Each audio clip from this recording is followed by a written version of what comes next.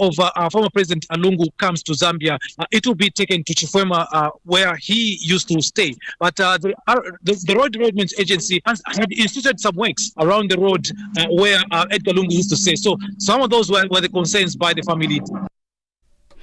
Rwanda and the Democratic Republic of Congo say they've reached a draft agreement to end years of on and off conflict. The breakthrough came as the talks mediated by the United States. The BBC's Julian Bedford reports.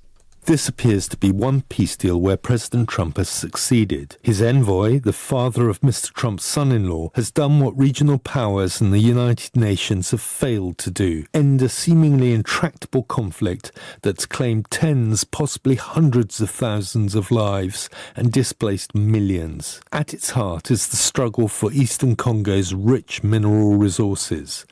The two parties have agreed to respect territorial integrity and forswear hostilities. Previous peace deals have held for months or years, but never permanently.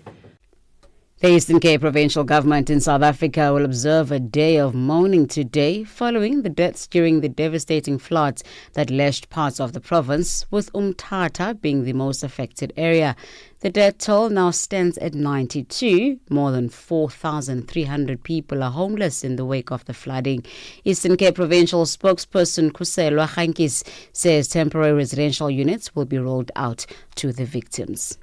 5 bodies remain unidentified. The provincial government is still urging members of the public to report any missing persons at their nearest police station to assist the ongoing recovery efforts. Speculation is rife that the former Umkhonto we Party Secretary General Floyd Shivambu could today announce that he is leaving the party. This after he issued a media briefing invitation in Johannesburg, South Africa, which was not sanctioned by the MKP. Shivambu was recently removed as the party Secretary General. Ndebo Mogobo reports.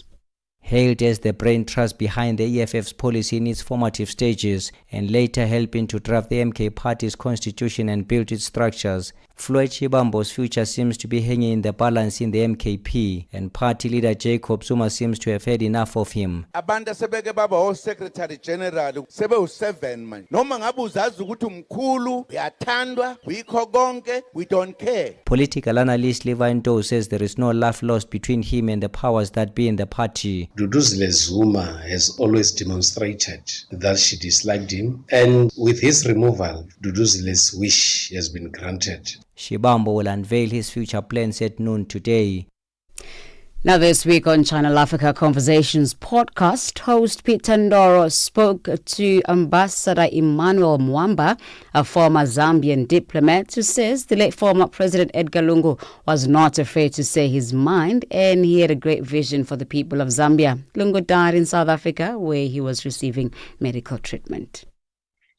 Spoye is someone who constantly subordinated his personal interest.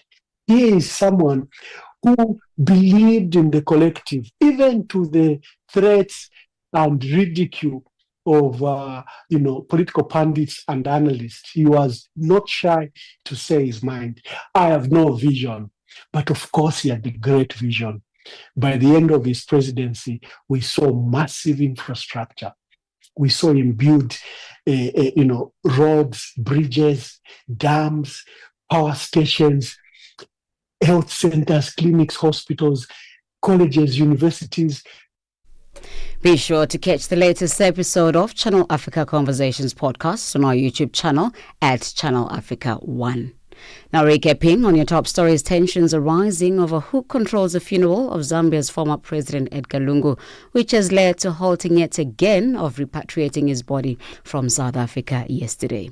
Channel Africa News, I'm Onele Nzinzi. SABC News, the African perspective.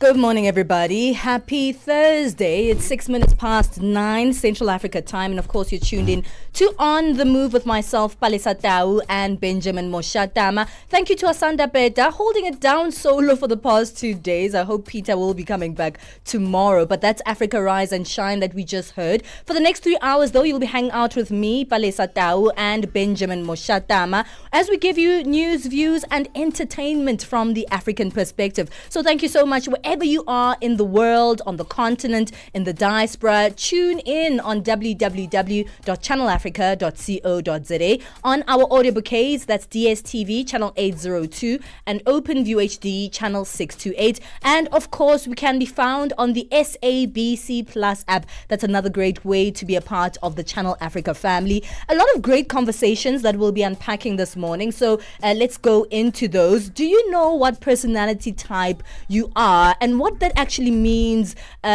with how you navigate the world? I was actually asking Asanda Beta from the Africa Rise and Shine team this morning, and she says she's a type A personality. Not all of us, although, understand type A, B, or C. Does it mean that you need to slow down? Does it mean that you're a perfectionist? Does it mean that you're untidy? I mean, it can go from so many different personality traits. We'll be unpacking the 4 different personality types in the first hour of today's show. Deborah Olusola, clinical psychologist, will be joining us on the line in the first hour, also on our live stream, so definitely tune in for that. We then go into our second hour Becoming feature, and I love this feature because it really helps us self-actualize, it helps us grow, it helps us aspire, and it helps us to really understand the human experience and navigate the world in the way that we do as individuals, but also as communities and societies together.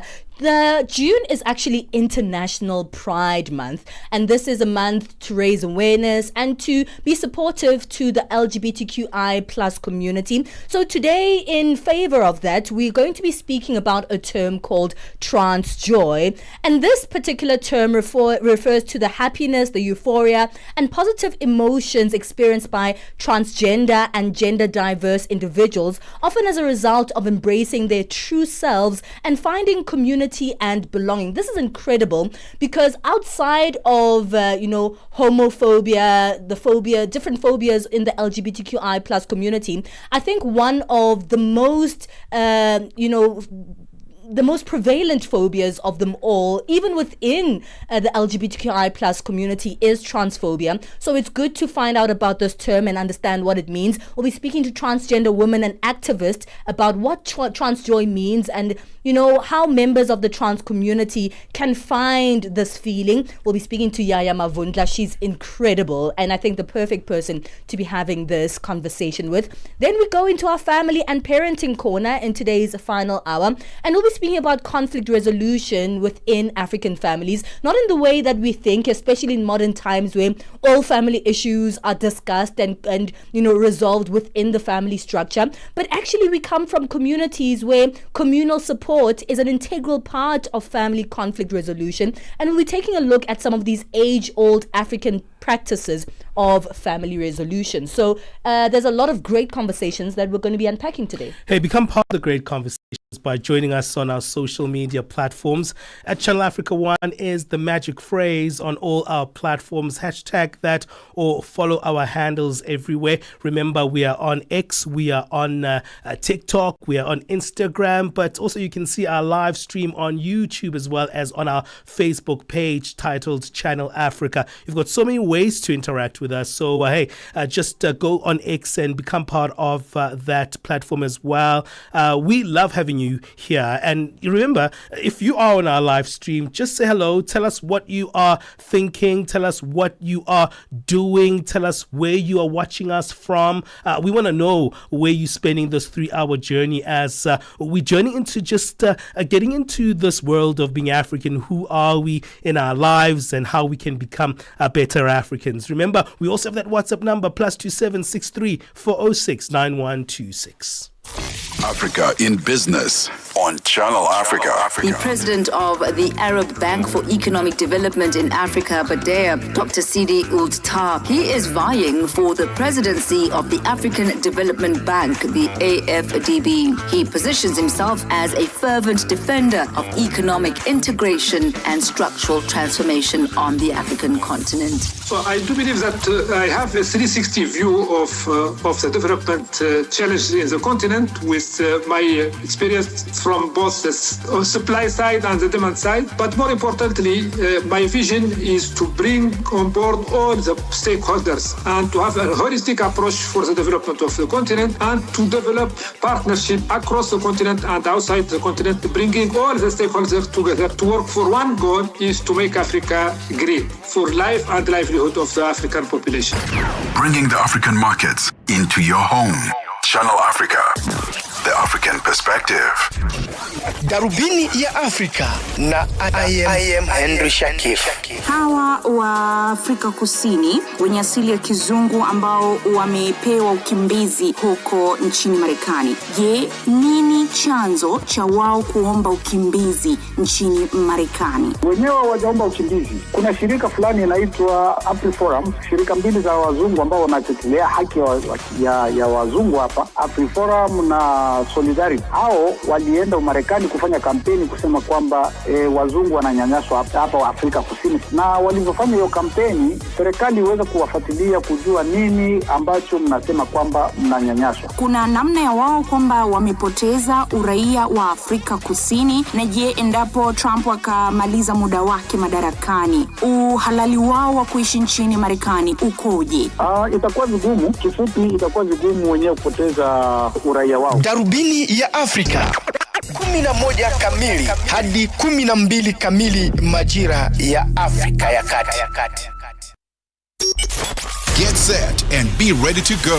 On the move with Palisa Tawo and Benjamin Mushatama.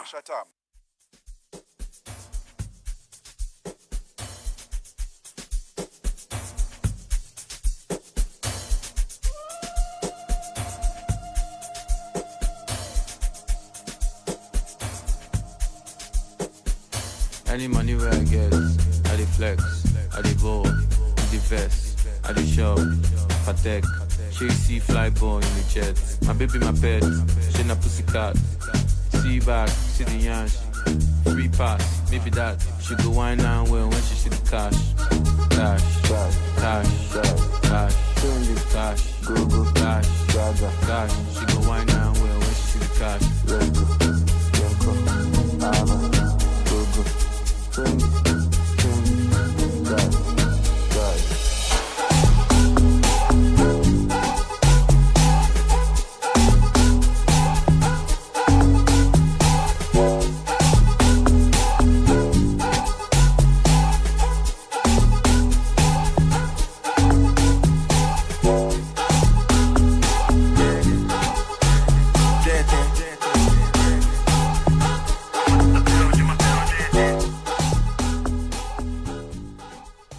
This is Mr. Easy, DJ Tariko and Joey B. This one is titled Patek, right here on Channel Africa, giving you the African perspective. 15 minutes past 9 Central Africa time, and we're going into our first hour conversation. What personality type are you? Do you even know? Do you know that we are sort of categorized into various personality types? And what does it mean for maybe your love life? What does it mean for your career? What does it mean for, your family life if you are a particular personality? We're all broken down into so many different categories, and that's what we're finding out about in this hour of the show. Learning how to identify people by personality type can actually bring a higher level of understanding to interpersonal relationships, and also can be used in a variety of contexts, also in self-growth as well. So we have on the line with us clinical psychologist Deborah Olusola to help us unpack and understand the 4 different personality types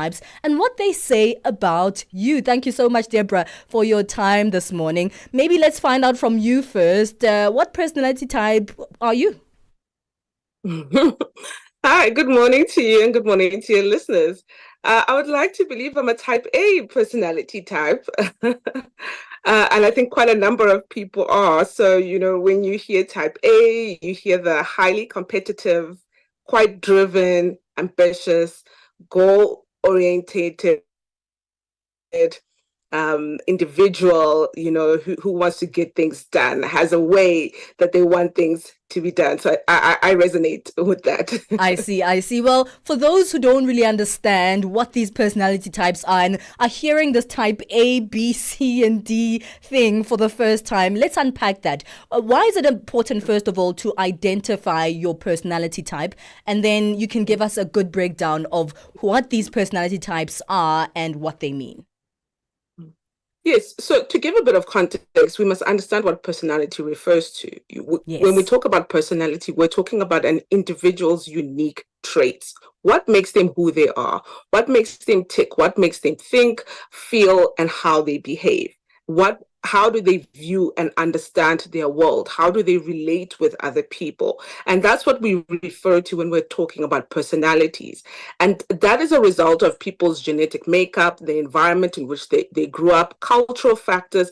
These all play a part and a role to who a person becomes, the personality that they end up developing or adopting.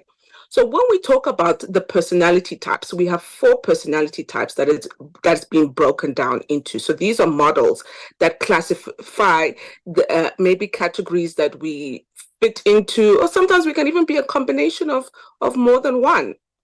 So the most common, I think, that you often hear around, especially within the corporate space, is the type A personality type, which is also known as either the director type or the choleric personality type.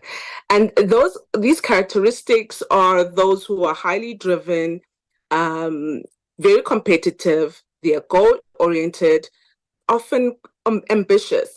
So I will also mention the positive and the negative, what I say, side of some of these personality traits, because also under the type A personality, you find that they can be quite impatient, some can be aggressive, and they may have a sense of a high sense of urgency, if I can put it like that, and high stress levels.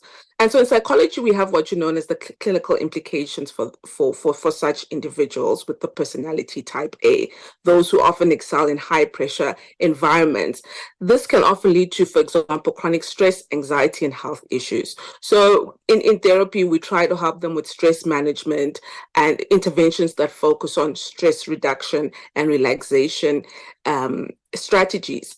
And those with this particular type of personalities, we find them in sales, like a sales manager, an entrepreneur, project manager, and in executive roles, CEOs, COOs, and so on and so forth, right?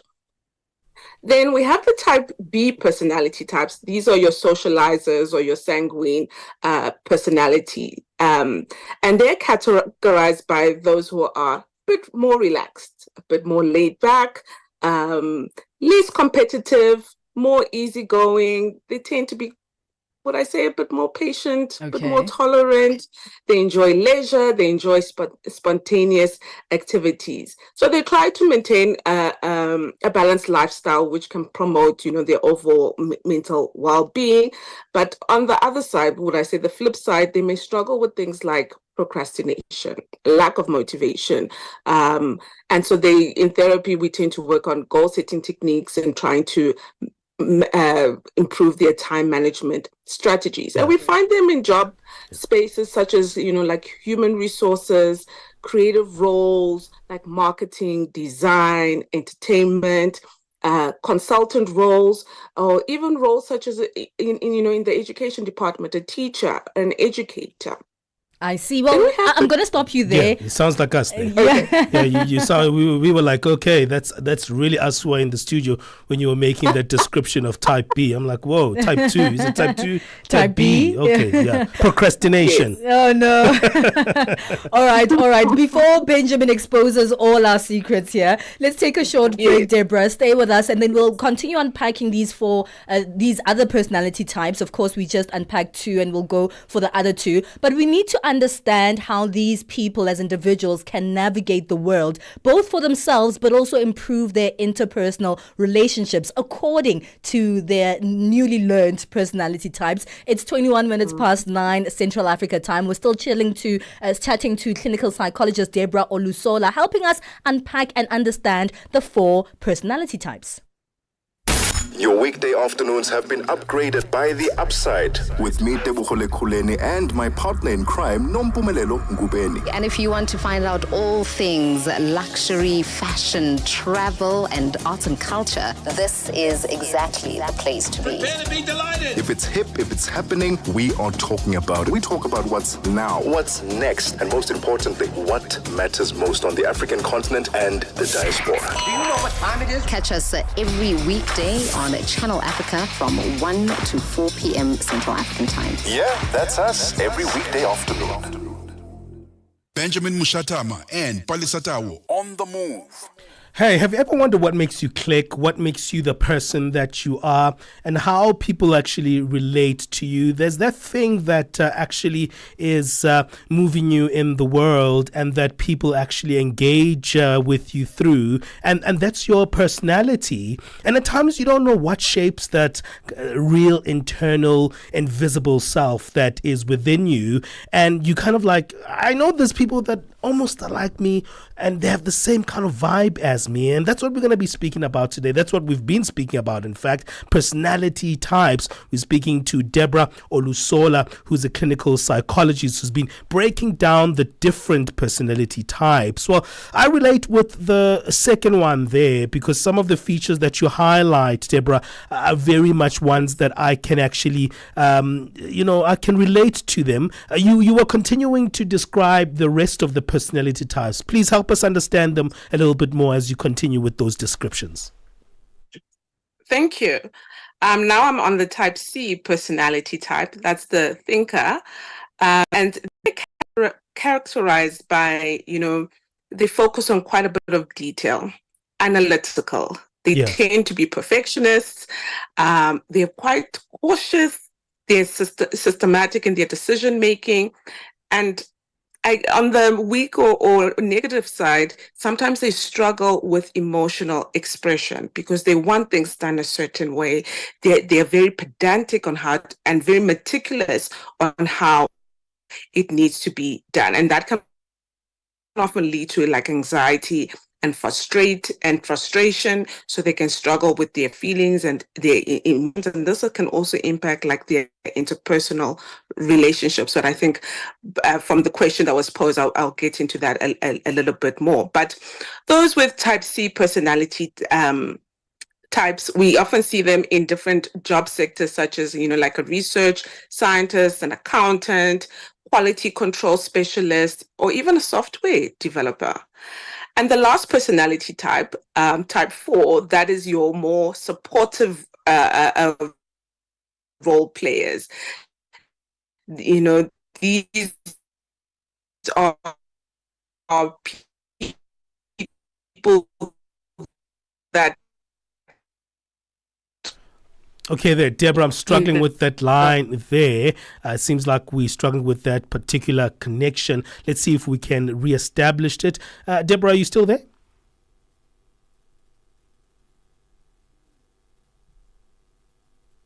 Okay, we've struggling with that line. I think we've lost it there. We'll try to reconnect with the visuals and also the audio there of our guest. That is Deborah Olusola, a clinical psychologist. What type of personality type do you think that you are after listening to some of the personality types that she's already highlighted? She's highlighted 3 there. I feel like I am the B, personality type B. Pretty much balanced life kind of vibes, pretty chilled, very spontaneous. I'll procrastinate on anything if it actually hinders my leisure. Because leisure is important. It is the driving force of life. I love that. And I think it's important that, we really get to understand these. In fact, as she was even speaking about like the type C, type A, I started thinking about the people in my life and how they fit into these different personality types. And all of a sudden, I get that, aha moment. Like, I get it. This person is actually this kind of personality. Now I'm more interested to actually find out how to improve my relationship with that particular person now that I've identified their personality type. All right, we have Deborah back, and she was telling us about type D. Deborah, can you hear us from your side? Yes, I can hear you perfectly. You sound fantastic now. Yeah, you can carry on. You were telling us about type D. Yes, the type D. These are your more supportive role players, and they are often in helps in professions that are related to health. So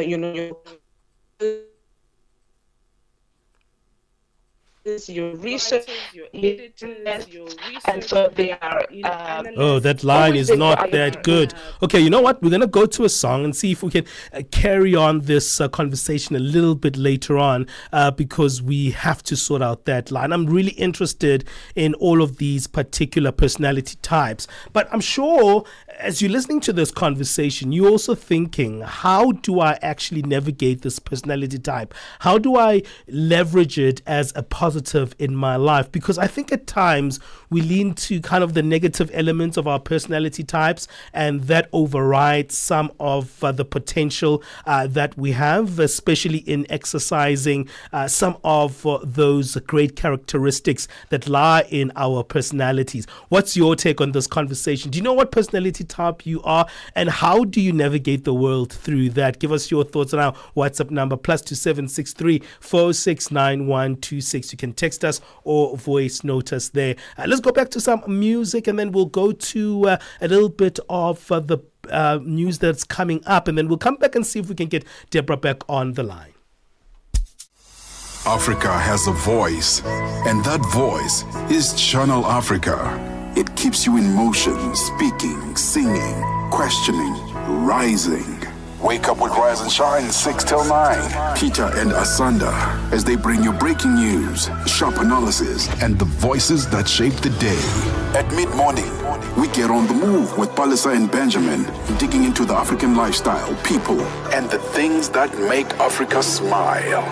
12 till 1, Africa Update with Lulu Kabu, getting in-depth, powerful stories, and the perspective you won't hear anywhere else. The Upside, 1 till 4, live and real, with Tepuho Likweleni and Nompumelelo Ngubeni. Tame Ngubeni talks money, Africa in business, 4 till 5 p.m.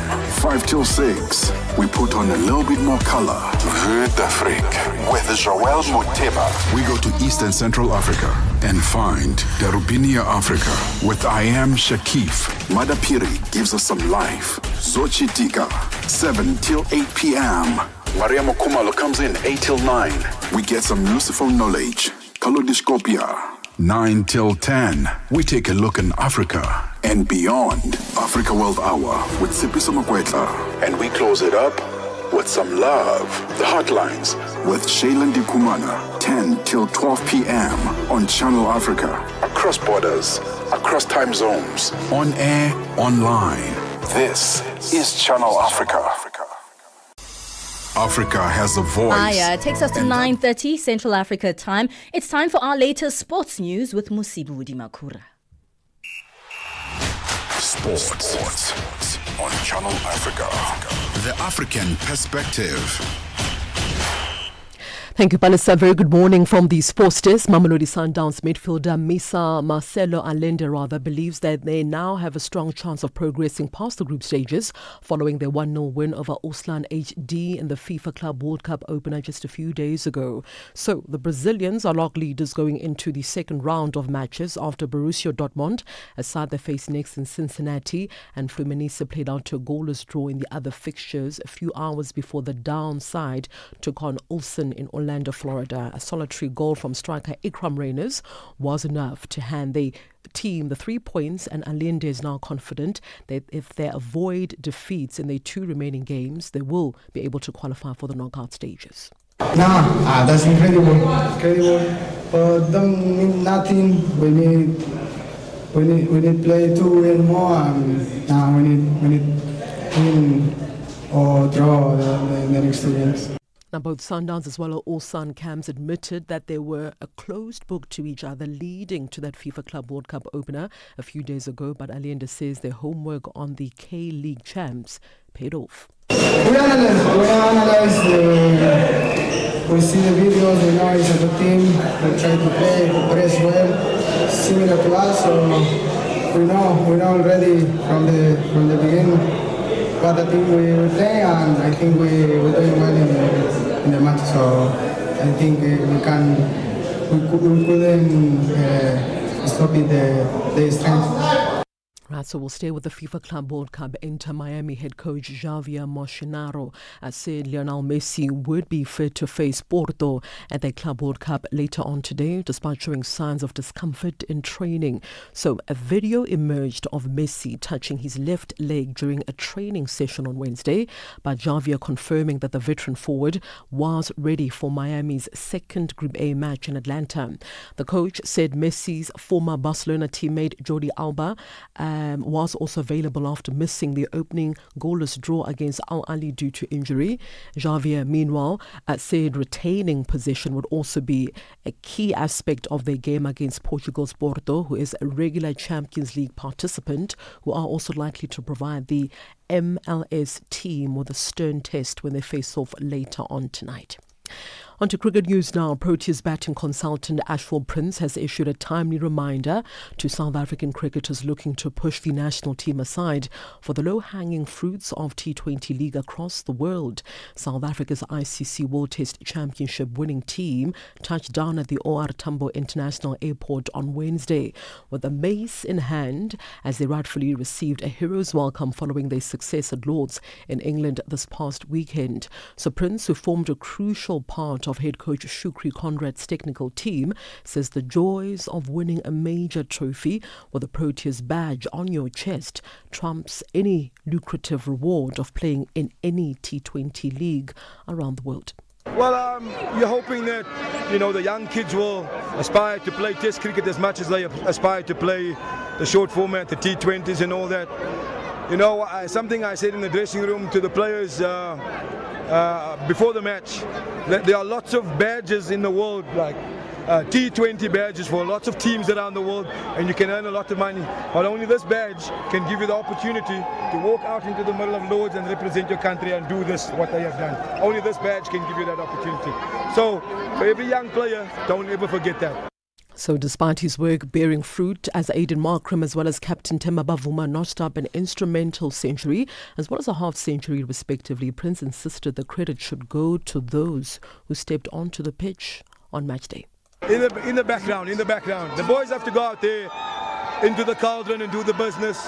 We just try and prepare them the best that we can. Yeah, look, like I say, we just in the back trying to prepare them as best as we can, but all the credit must go to the boys. Right, by the way, the Proteas will also have a trophy tour later today in Sandton, where many South Africans will get to see that maze that they won at the World Test Championship later on this afternoon. So for any sports stories you'd like to share with us, please send us an email. That's to newsroom@channelafrica.co.za, newsroom@channelafrica.co.za, or give us a call on +27 11714 4459. That is +27 11714 4459. It's 9:34 a.m. Central African time for Channel Africa Sport. I am Musibudi Makura. Sports on Channel Africa.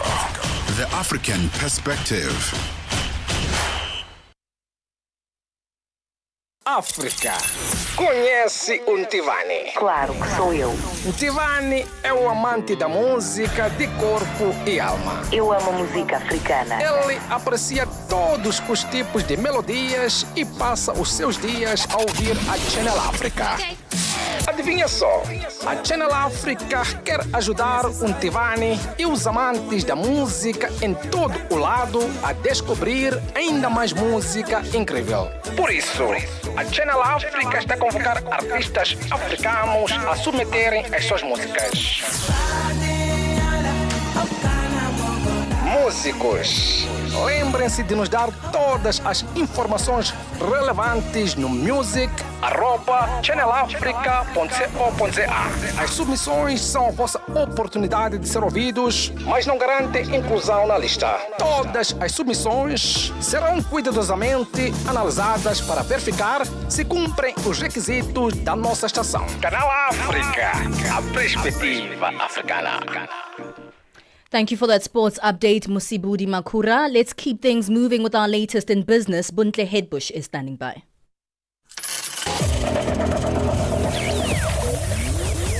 Business News on Channel Africa.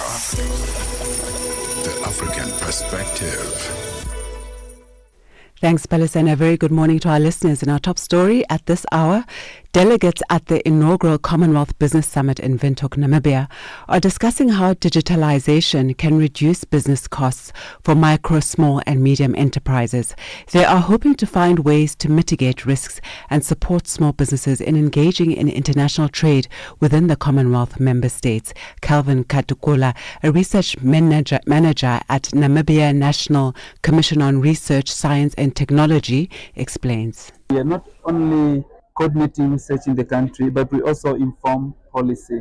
So the policy discussions that are taking place here forms part of the mandate of NCRSD on how we can be able to advise the government and also Parliament in streamlining the policy advice pertaining to the deliberations that are taking place from this summit, because the Chief Executive Officer of the Institute of Customs and Freight Forwarding, Ingrid Dubuisson, says the challenges they have with the current qualifications on the National Qualifications Framework, especially for the transport logistics industry in South Africa, is that the qualifications are outdated. She says that poses a problem for the industry. She was speaking at the Transport Evolution Africa Forum and Expo, currently underway in Johannesburg, South Africa. The three-day gathering bringing together transport CEOs, investors and innovators. Dubuisson elaborates. When graduates come to apply for jobs and to work in the industry, what they learnt in the classroom is not meeting the requirements of the business reality. So it's very important, one, that as industry we bridge, or shall I say as a professional body, we bridge industry to the world of academia so that we tell the universities, we tell the training providers exactly what it is that industry needs to make our graduates jobbable. The United National Transport Union, UNTU, in South Africa has expressed anger at a recent salary increase proposal from Rail Utility Process Management, calling it insulting. Following a 9-month delay in negotiations, PRASA offered a 3% increase on the total guaranteed package with no allowance adjustments.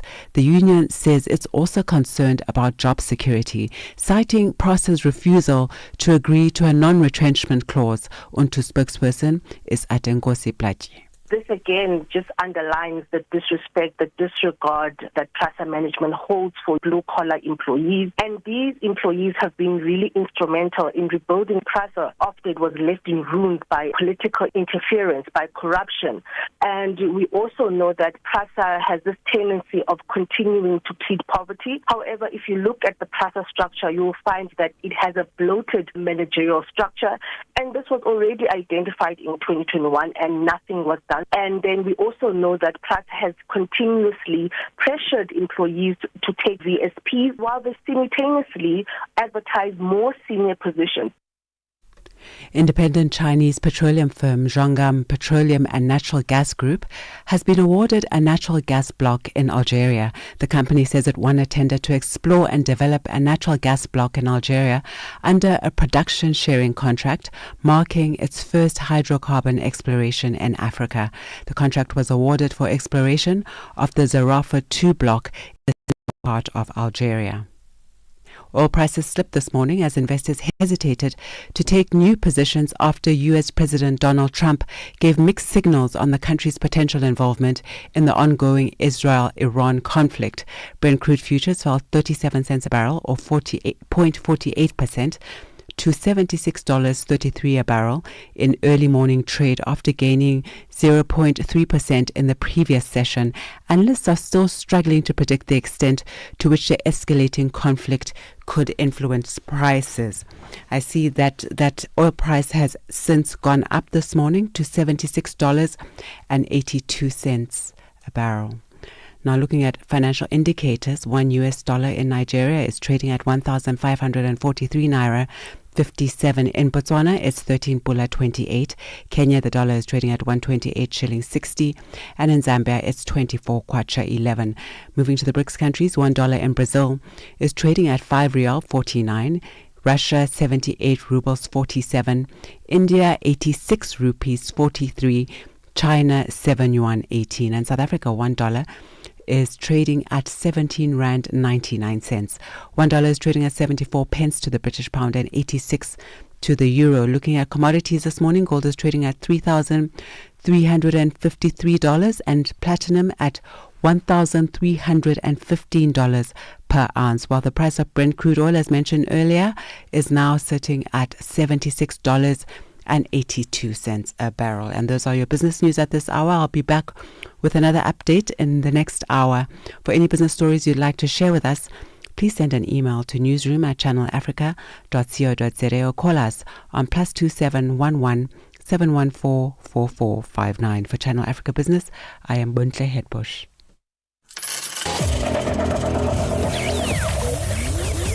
Business News on Channel Africa. The African Perspective.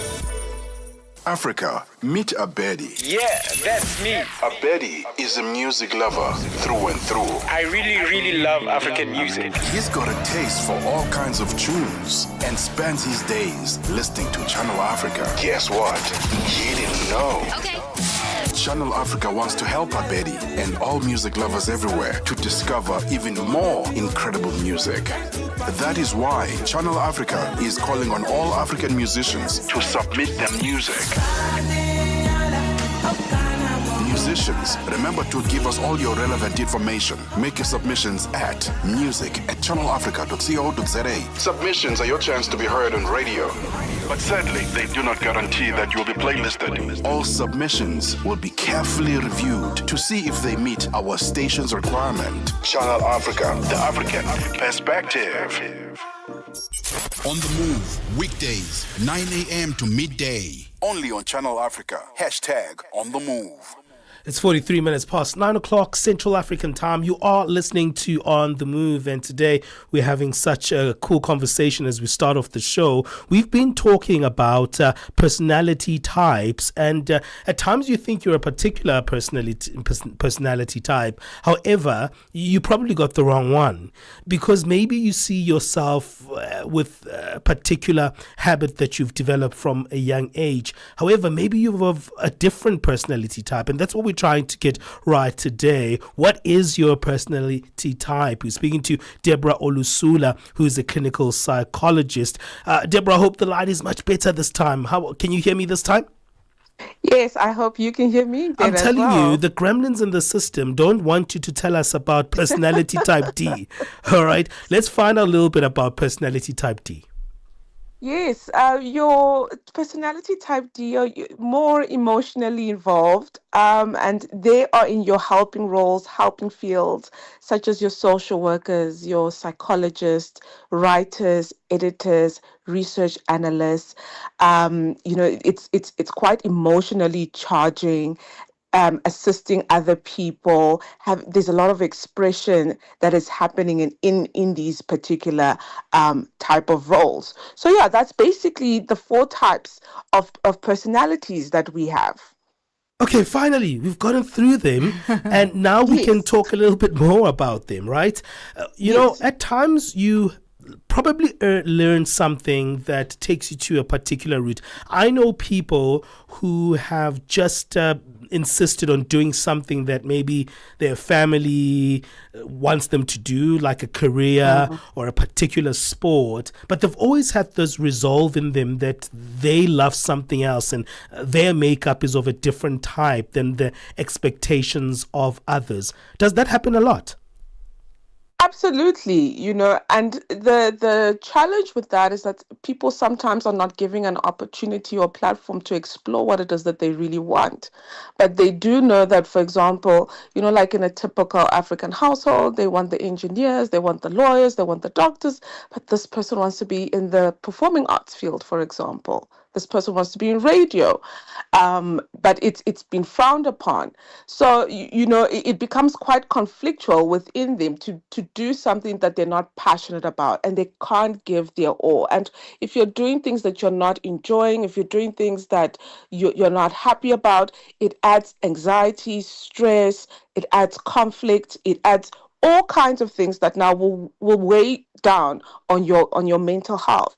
And that's why in this particular field of psychology, we often ask people to explore what it is that they would like to do. I mean, there are various tests, for example, like career tests that I think it's from grade 10 that is administered for them to sort of explore what career fields would best suit their personality types. And this just gives them a range. It's not to say that it's fixed, but it just gives them like a stepping stone in the right direction. And it will be up to them to make that decision if they want to. For example, if it says that your personality type is more of type A, you do really well in a CEO position. So maybe start looking at this career field. So that gives them a sense of direction, and then they can decide to take courses related to that and become a CEO of whatever organization or business. Deborah, I need to understand how we can use this information in a positive way because, as you speak about these personality types, one might identify which one they are. And they say, well, yeah, this personality type that I am is associated with being stubborn. So they go ahead and be stubborn in various contexts. And they say, yeah, but I'm personality type A. Of course, I'm going to be stubborn. Instead of doing that, how can we use these personality types to actually improve our interpersonal relationships? Yeah, this is a very good question. The reason why we encourage people to understand their personality type, it's not to weaponize them, but it's to help them coexist in their different environments, their home environments, their relationships, work environments. So understanding your personality type is meant to help us understand who we are. How do we communicate? How do we process information? How do we make decisions? But apart from that, it also helps us to improve empathy for others, understanding others, knowing that I may have a particular personality type. Somebody else may have a different type of personality type. So how can we work together to be able to achieve a certain goal or task, knowing that we have different personality traits and where one personality trait doesn't necessarily dominate, or it actually may depend on the task that requires that personality trait, but how do you help or empathize with that other person who doesn't have it? How do you guide them in that regard? But also, these personality types help build stronger, understanding your personality types helps build stronger relationships, partnerships, because then you're also able to understand the needs of somebody. How do you meet those needs? So a very typical and maybe silly example, we're always hearing about your love language. You need to be able to understand what makes you feel loved, what makes you feel heard, what makes you feel seen. But you can't share that with somebody if you don't really know it yourself.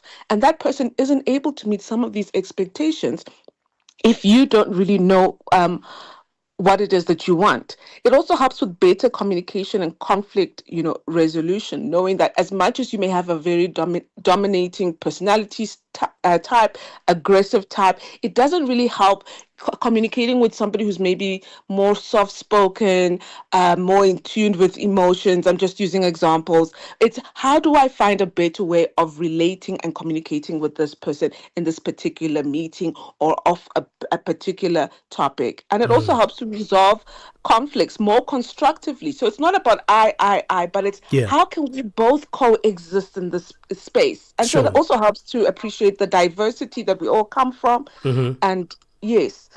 All right.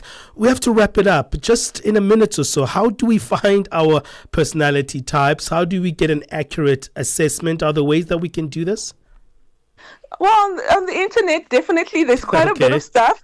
There's just too many. But I would encourage people to try the Myers-Briggs on Google. the MBTI, a lot of corporate organizations use it. So that gives people a sort of a fairly accurate idea of where your personality type may fall on. Fantastic. Thank you so much for joining us, Deborah. This has been a very lovely conversation, and now we have a lot of figuring out to do. Thank you for joining us here on our show. Thank you for having me. That's Deborah Olusola, a clinical psychologist, speaking to us. Let's take a break. We'll be back. Es-tu préoccupé par quelque chose? Es-tu passionné par les questions qui comptent? As-tu une voix qui mérite d'être entendue? Eh bien, nous avons la plateforme parfaite pour toi. Téléphone-nous ou fais-nous un WhatsApp au +27 66 408 87 42 et nous te rappellerons. Sois dans la conversation. Salut Channel Africa, ici Beno le Diamant Rouge et Binal Sport depuis le Cameroun, le pays des lions. Voilà. Sois dans la conversation. Il ne s'agit pas seulement de parler, mais c'est ta chance d'exprimer ton point de vue, de partager tes opinions et de t'engager avec une communauté qui valorise ton avis. Suivez-nous sur les réseaux sociaux, visitez notre site www.channelafrica.co.za et préparez-vous à partager vos points de vue sur Channel Africa, la perspective africaine. Embrace our young voices this month. Channel Africa, celebrating Youth Month.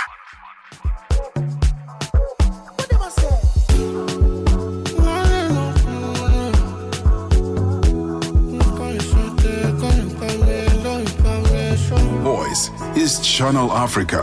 It keeps you in motion, speaking, singing, questioning, rising. Wake up with Rise and Shine 6 till 9. Peter and Asanda as they bring you breaking news, sharp analysis, and the voices that shape the day. At mid-morning, we get on the move with Palisa and Benjamin, digging into the African lifestyle, people, and the things that make Africa smile. 12 till 1, Africa Update with Lulu Kabu, getting in-depth, powerful stories, and the perspective you won't hear anywhere else. The Upside, 1 till 4, live and real, with Tepuho Likweleni and Nompumelelo Ngubeni. Tame Ngubeni talks money, Africa in business, 4 till 5 p.m. 5 till 6, we put on a little bit more color. Vue d'Afrique with Joel Moteba. We go to Eastern Central Africa and find Darubinia Africa with I Am Shakif. Madapiri gives us some life. Zochi Tika, 7 till 8 p.m. Maria Mokumalo comes in 8 till 9. We get some useful knowledge. Kalodishkopia. 9 till 10. We take a look in Africa and beyond. Africa World Hour with Sipiso Makwetla. And we close it up with some love. The Hotlines with Shailen Dikumana. 10 till 12 p.m. on Channel Africa. Across borders, across time zones. On air, online. This is Channel Africa. Africa has a voice, and that voice is Channel Africa. It keeps you in motion, speaking, singing, questioning, rising. Wake up with Rise and Shine 6 till 9. Peter and Asanda as they bring you breaking news, sharp analysis, and the voices that shape the day. At mid-morning, we get on the move with Palisa and Benjamin, digging into the African lifestyle, people, and the things that make Africa smile. 12 till 1, Africa Update. And is the name of this particular jam. We're speaking about different personality types. And we heard from our guest, Deborah Olusola, saying, you guys can try one of those, online assessments when trying to figure out your own personality type. So I found one online and I sent it to Benjamin and I said, let's try it out. Let's take the quiz and actually find out what personality types we are. So I'm also busy with it. I'm really interested in the kinds of questions they're asking here. So I'm still like 18% inside my own personality quiz, and some of the questions that I've answered so far is I enjoy engaging with new people frequently. So they give you a scale between agree and disagree, and this is a scale of around 7 options within the scale of agree and disagree. I find value in listening and validating the feelings of others. Prioritize the feelings of others when making decisions, and I prefer to stay in the background during social events. So it's going well so far. I'm looking forward. I'm only 18% into my quiz. Where are you? I don't know. I haven't checked. I think 50% in. Okay, there's a line seen on it now. top. Yeah. Okay, so 50% in. 50%. Okay, you answering quite quickly, Benji. Yeah, because I feel try. like they're easy questions to answer. Okay. I'm not overthinking it. Yeah, I think maybe I'm overthinking it a little bit, and because some of the questions I don't get like a certain, instant agree or disagree. So sometimes I'm moving in between the scale of how much I feel I fit into that particular question. So I'm taking my time a little bit with this. Okay, enjoy. Yeah, we'll find out a little bit later in the show. Yeah, we'll find out if Ben and I are type A, B, C, or D. I thought I was a B, remember? So we'll see if it's true. Yeah, we'll see if that's true. But which personality type are you from, what our guest Deborah Olosola, who's a clinical psychologist, described? Let us know. We'd love to hear your personality type and how are you using that information to move into the future. Also, there are probably people that are close to you who you've identified now with the certain personality types that we've heard about. And how does that change your experience with that particular person? Don't forget, we are live on Facebook and we're live on YouTube. So you can also interact with us there and let us know about your personality types. And we love to hear where you're actually streaming us from or tuned in from. So that's something that we enjoy engaging with you as well together. It's 9:57 Central Africa time. Hopefully by the end of this hour, or maybe within the next hour, Ben and I will know which personality types we are for sure, and we'll share that information with you. For now, let's get some music. 9 to 12 midday Central African time. On the move with Palisa Tau and Benjamin Mushatama.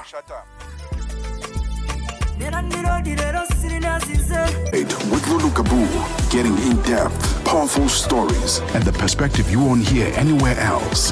The Upside, 1 till 4, live and real, with Tepuho Likweleni and Nompumelelo Ngubeni. Tame Ngubeni talks money, Africa in business, 4 till 5 p.m.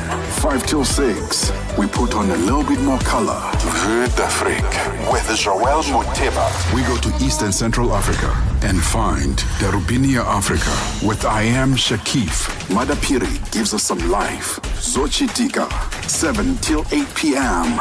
Maria Mokumalo comes in 8 till 9. We get some useful knowledge. Kalodiscopia. 9 till 10. We take a look in Africa and beyond. Africa World Hour with Sipiso Makwetla. And we close it up with some love. The Hotlines with Shailen Dikumana. 10 till 12 p.m. on Channel Africa. Across borders, across time zones. On air, online. This is Channel Africa. Africa has a voice, and that voice is Channel Africa. It keeps you in motion, speaking, singing, questioning, rising. Wake up with Rise and Shine, 6 till 9. Peter and Asanda, as they bring you breaking news, sharp analysis, and the voices that shape the day. At mid-morning, we get on the move with Palisa and Benjamin, digging into the African lifestyle, people, and the things that make Africa smile. 12 till 1, Africa Update with Lulu Kabu, getting in-depth, powerful stories, and the perspective you won't hear anywhere else. The Upside, 1 till 4, live and real, with Tepuho Likweleni and Nompumelelo Ngubeni. Tame Ngubeni talks money, Africa in business, 4 till 5 p.m. 5 till 6, we put on a little bit more color. This is music from you. Big Budget is the name of this one. Well, that sounds good. It would be nice to have a really big budget for everything. We're wrapping up this hour of the show. We still love to hear about your personality types. Ben and I are still in the thick of things and taking this personality type test. So definitely within the next hour, you'll find out which personality types both Ben and I are. But for now, let's go back to our news desk. Onele Nzinzi is standing by. SABC News. The African Perspective. Thank you, Palisa. Looking at your top stories, tension rising over who controls the funeral of Zambia's former President Edgar Lungu, and Haitians protest government inaction over gang violence. Your latest news. Greetings to our listeners. Tension is rising over who controls the funeral of Zambia's former president, Edgar Lungu, which has led to halting yet again the repatriation of his body from South Africa yesterday. The family is accusing the government of breaching key agreements over his funeral. They now say it is very difficult to believe that the government will stick to their end of the agreement. Zambia is in a period of national mourning as they wait for the conclusion to the conflict. Channel Africa correspondent in Lusaka, Arthur Davis Sikopo, reports.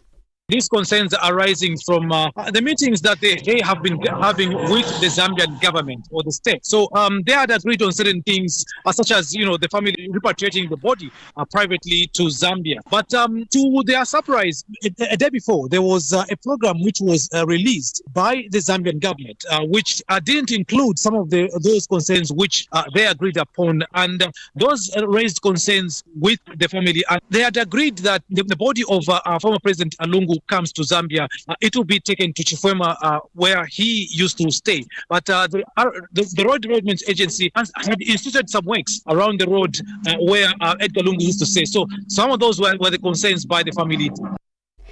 Rwanda and the Democratic Republic of Congo say they've reached a draft agreement to end years of on and off conflict. The breakthrough came at talks mediated by the United States. The BBC's Julian Bedford.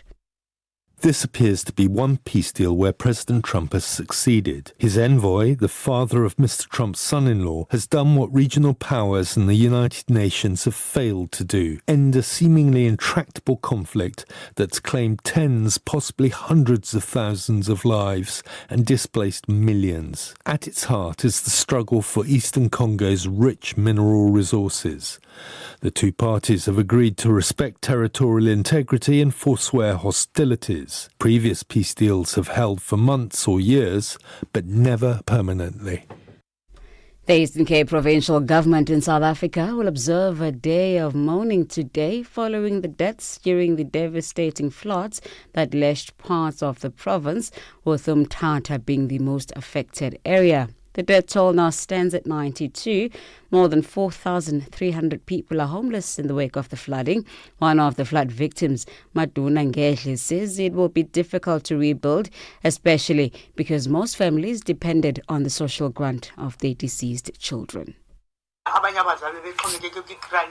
Other parents dependent on the social grant that they were getting through their children. There are no jobs. We don't know how people will cope, even the parents, because even though they get 350 grants, they don't cover a lot of things.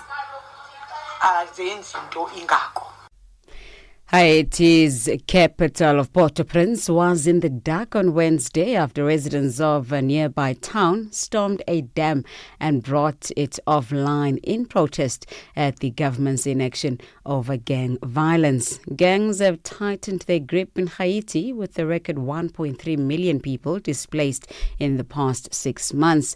This is the second time residents forcibly shuttered the hydroelectric plant in recent months. Haitians are growing increasingly frustrated with the government as the Transition Council fails to deliver on promises to stabilize the nation. Former Zambian diplomat Ambassador Emmanuel Mwamba says the late former President Edgar Lungu served the people of Zambia even after retirement. He says the late former statesman mobilized the opposition to work towards the liberation of the Zambian people. Mwamba was paying tribute to Lungu, who passed away in South Africa, where he was receiving medical treatment. He was speaking to Peter Ndoro on Channel Africa Conversations podcast.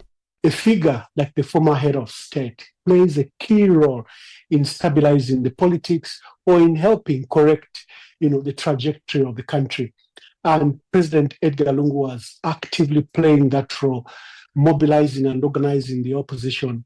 He had to abandon his retirement to just come to attempt to save both democracy and our country. So the loss is immense to all of us, to the Patriotic Front, and to our country. Be sure to catch the latest episode of Channel Africa Conversations podcast on our YouTube channel at Channel Africa 1.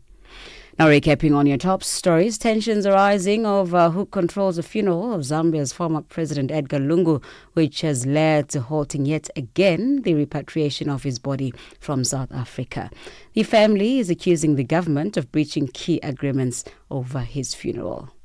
For any news stories you would like to share with us, please send us an email to newsroom@channelafrica.co.za or call us at +27 11714 4459. Channel Africa News, I'm Onele Tsinzi. SABC News. The African Perspective.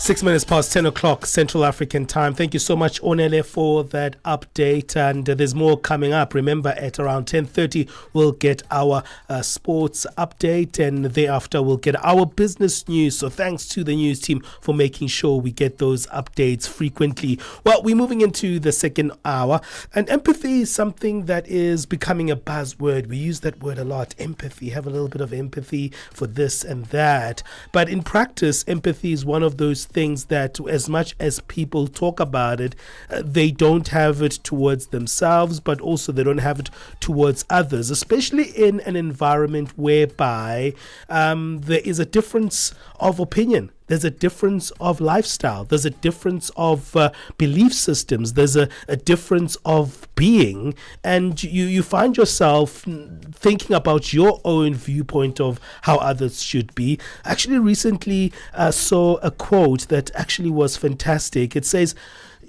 do not be mad at someone for who you want them to be. And I found that like such a powerful statement, because many of us are mad at other people because we want them to treat us a certain way. In fact, we impose that they should be a particular way because of our own personal preferences. And in our becoming, we're going to look at that, not probably in the direction that I'm speaking about it, but in a more direct way, looking at self-empathy, looking at self-love, especially when you consider the LGBTQ plus community. We never really understand that journey if you're outside of that community. We never take time to actually listen. We never take time to actually observe.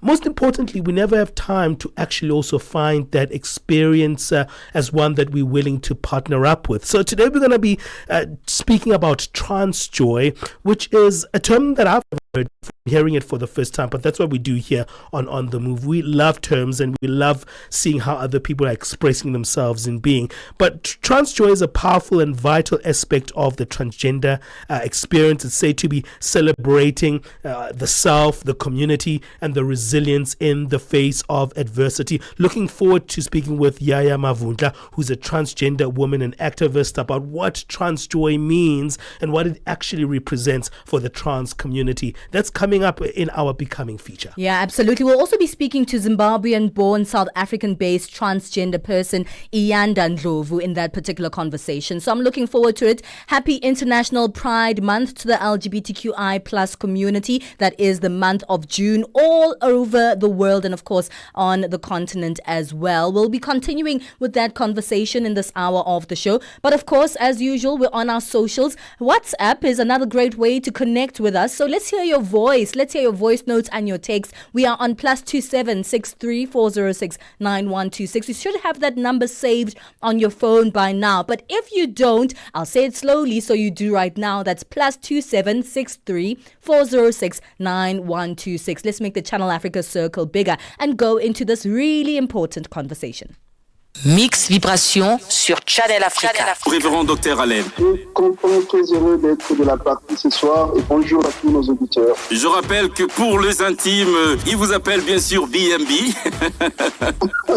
Aujourd'hui, nous parlons courage sur Mix Vibration. Comment définissez-vous le terme courageux? Ça vient du latin cor, qui veut tout simplement exprimer la bravoure, la force de l'âme ou encore la virilité, le héroïsme que quelqu'un peut avoir en face de difficultés, en face de problèmes, en face de défis.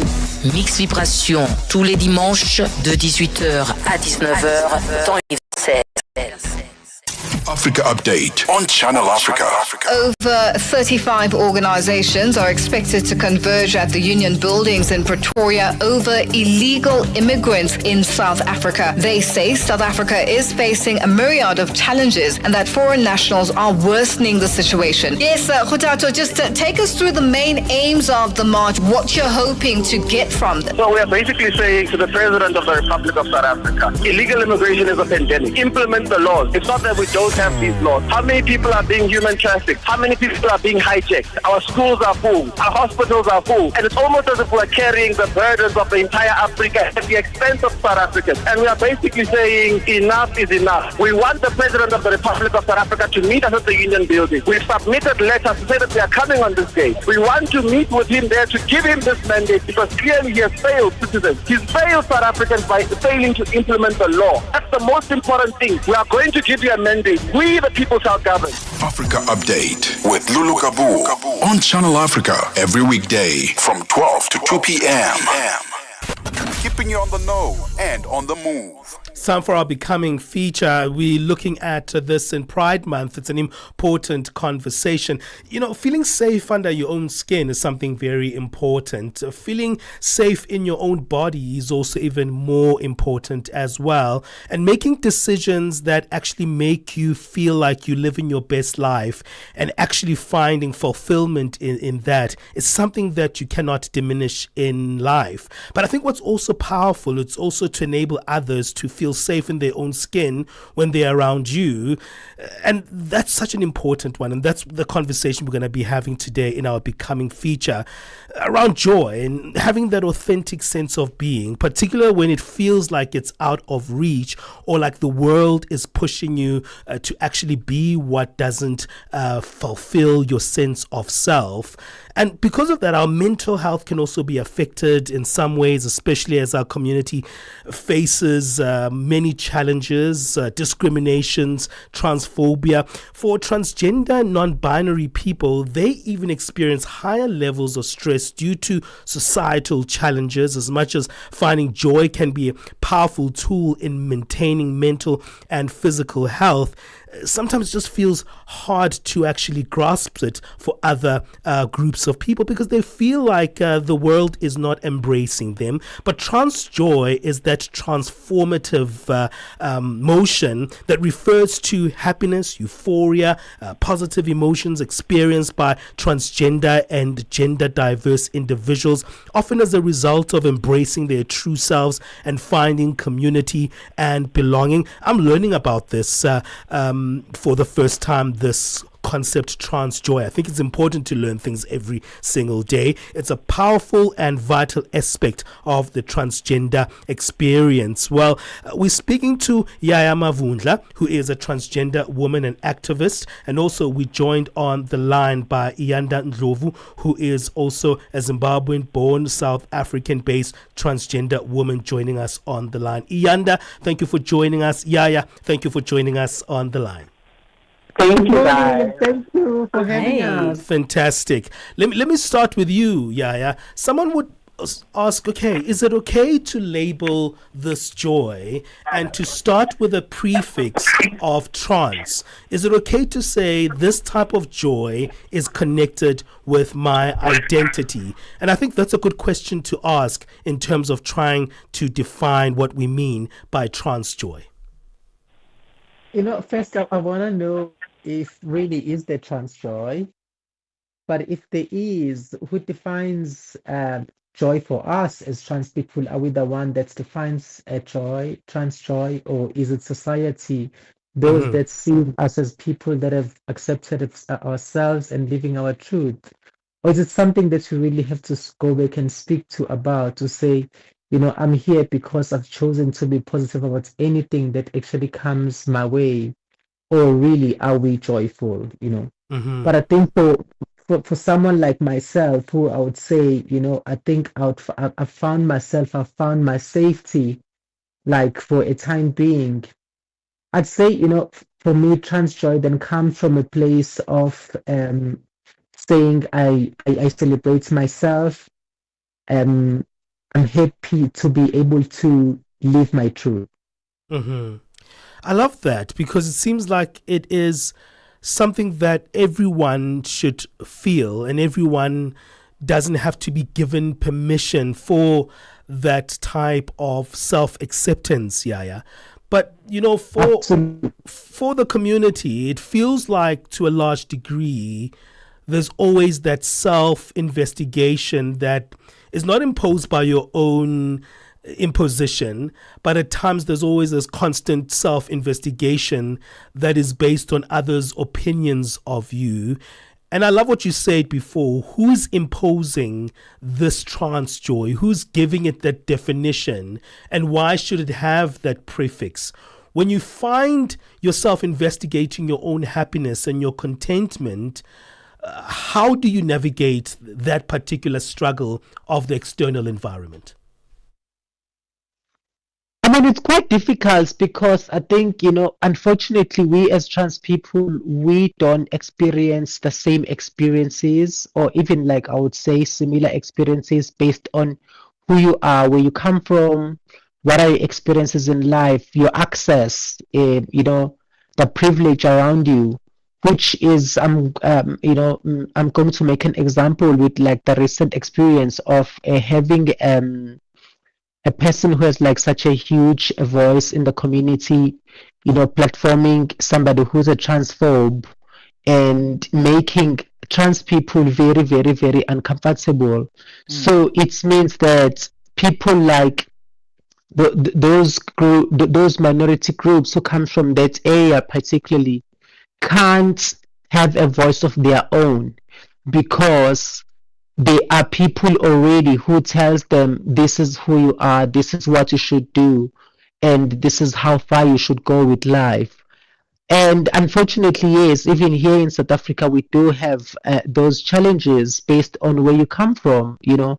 I always speak to my friends to say, unfortunately, as somebody who have worked her way to be where she is, I've worked so that I could buy privilege. It's not a thing that that is available freely for me. For me, it's like a matter of that I've really had to buy privilege for the spaces that I have to get in. It's for me, I've had to buy safety. So unfortunately, I think a lot of things that we decide on, it not because it's like that easy, or it's because sometimes you're just like privileged to have that, you work for it, you buy it. 100%. Well, I want to bring you, Iyanda, into the conversation. First of all, I'd like to say Happy International Pride Month to both of you.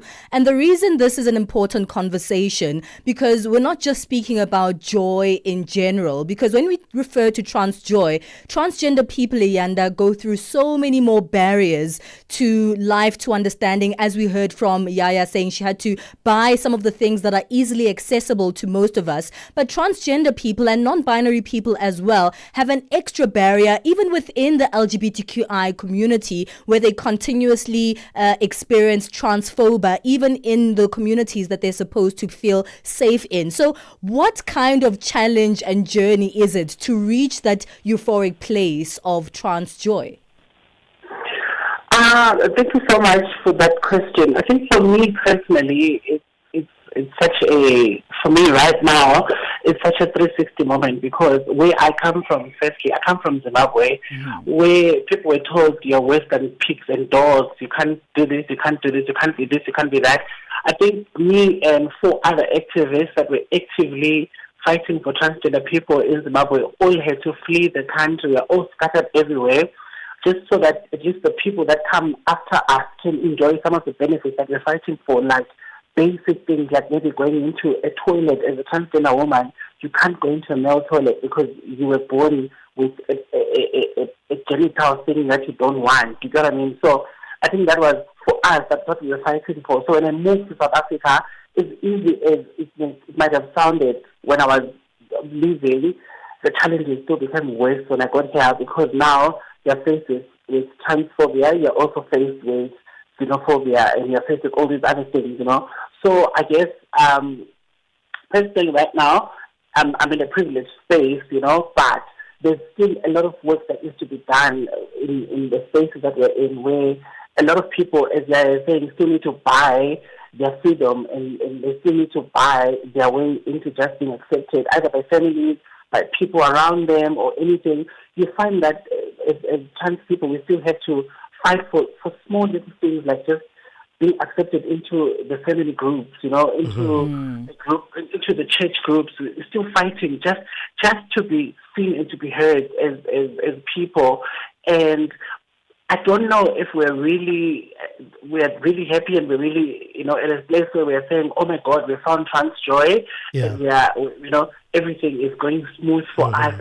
I don't even know if that thing is ever going to exist, because one moment you think, oh, I've made it through this part, and then just one small incident can take you 10 steps back. You know?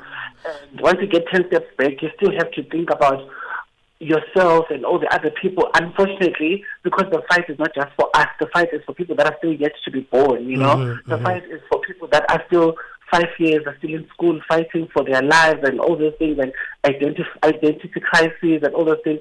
So I think right now, the biggest challenge that we have currently is in just acceptance, We are still not being accepted, even if you work so hard, you become this big person, but your title is still going to be known as the transgender person. Can't you be known as a woman? You've transitioned, you've crossed the line, you passed as a woman.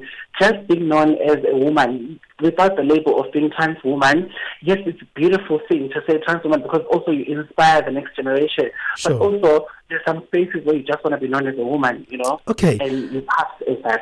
Sure. I want us to take a break, and thank you so much, Yanda, and thank you so much, Yaya, for being vulnerable on this one, because it was easy for us to kind of take a superficial direction and speak about joy, ooh la la, how great it is. But I want us to talk a little bit about that purchase, and that was very, very kind of disheartening to hear both Yaya and Yanda saying that they are purchasing their joy, because it seems like society hasn't understood them, but it's also a privilege for them to actually make those particular purchases, to find that kind of acceptance for themselves and for others.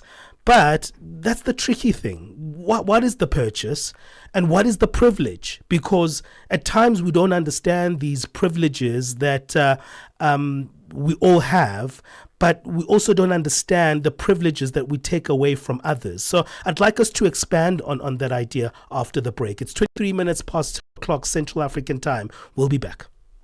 Stella Longwe, Pamalonje. Palitu sokoma pano pamalonje. Kumvera nyimbo za mu Africa, kusangalala, kupeza moyo. Akuti kumva moyo kuti kuyenda bwino. Pano pamalonje. Ndiyetu apa tili ndikatswiri oyimba ameneyu ndikatswiri wa dziko la Malawi amene akukhala mdziko la South Africa, ndipo amayimba amene akuti ndi Big Nick Malawi. Yatusani kuti kodi moyo wanu woyimba ukuyenda bwanji mu Johannesburg? Moyo woyimba ukuyenda bwino kwambiri. Chiliyonse chikutheka ndithu bwino. Ayi, azioneka chiliyonse chikutheka mofa magrasi anu apa mwaka. Akuti kumenya yonse, azioneka zoti azikutheka ndithu mu Johannesburg. Malonje, panthawi ya 6 koloko kufikira 7 koloko madzulo. Lowiruka ndi Stella Longwe. Benjamin Mushatama and Palisatawo on the move. We're speaking to two incredible women this morning, that's Yaya Mavundla and Iyanda Ndlovu, about a term that we are trying to experience titled Trans Joy in today's Becoming feature. This is where we really explore some of the nuances of humanity and who we are as a people, and of course just trying to find our path through life right here on The Move. As we continue this conversation, let me come to you, Yaya. It really is important to really understand the experience of self and how that's also associated with your experience of the outside world. And usually it's both these experiences that have us feeling a certain kind of way. So joy doesn't just come from within. I know the famous quotes say that, but also joy comes from an interaction between what's inside and the interactions with the outside. So let's further unpack that with, especially with a really vastly misunderstood group like transgender people. I'll also put in non-binary people there, because even with the big misunderstandings within the entire LGBTQI plus communities, they're still standing out like a sore thumb for these particular groups, where even when you're trying to find internal joy, your interactions with the outside make it quite challenging to experience the complete euphoric experience. I'm glad you're touching on this, because I'm sorry I'm going to say this, but I think the biggest issue first here is that heterosexual people have made it a thing that they have authority over our lives, which is why we are here. And if no one had authority over trans people, I don't think we would be here. And, that goes a long way to an example that I would make. If I go to a club, for instance, because of where I am, the acceptance that I'm going to get there, which by the way, I hate the term acceptance, because nobody should be accepting me. Sure, absolutely. I should be living my truth as myself without having to get permission from somebody.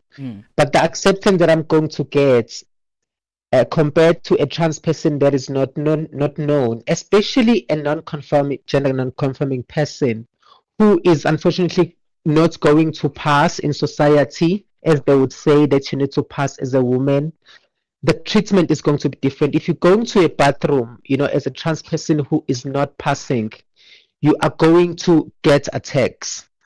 But chances are, if you are famous and you go to a woman's bathroom, it's okay. Do you see now the double standards of society? Because they believe that they have authority to say, yes, you can, yes, you can't. And for me, I wish that we could just have people letting people be without having to say this one can do it, this one can't do it. Because unfortunately, just like you're saying, Gutsi, the joy sometimes does not come from within. It's really sometimes about the people around you. So if you get into a space, if I go to a township as somebody that is not known, the treatment that I'm going to get is going to be different, is going to be harsh. Just like how people would say, you find that a parent would be so accepting to a child that is queer or trans, who is popular or from the outside, but in their homes they're not accepting to their kids. You see, then that becomes an issue. I love that you say that, because Yanda, let me bring you in here. I think what Yaya is saying is that there's almost like a performance that needs to be put on, especially by, trans people, to find that acceptance and that joy within society. And if you're not performative, you're not really accepted. And maybe that's why we usually say, hey, we find a lot of LGBTQI plus people within the entertainment industry. They're so funny, they're so incredible, they're so stylish, they're so this and that. And that's where the acceptance comes from. But you can't just be normal. You can't just be, a normal person in society without being performative before you find that acceptance and before you find that joy. Sorry, just to step in, just one line. Sure. Which is why you get people to say, you don't look like the other one. You don't look like, because there's already an expectation from people to say a trans person should look like this, a gay person or a non-gender conforming should look like that.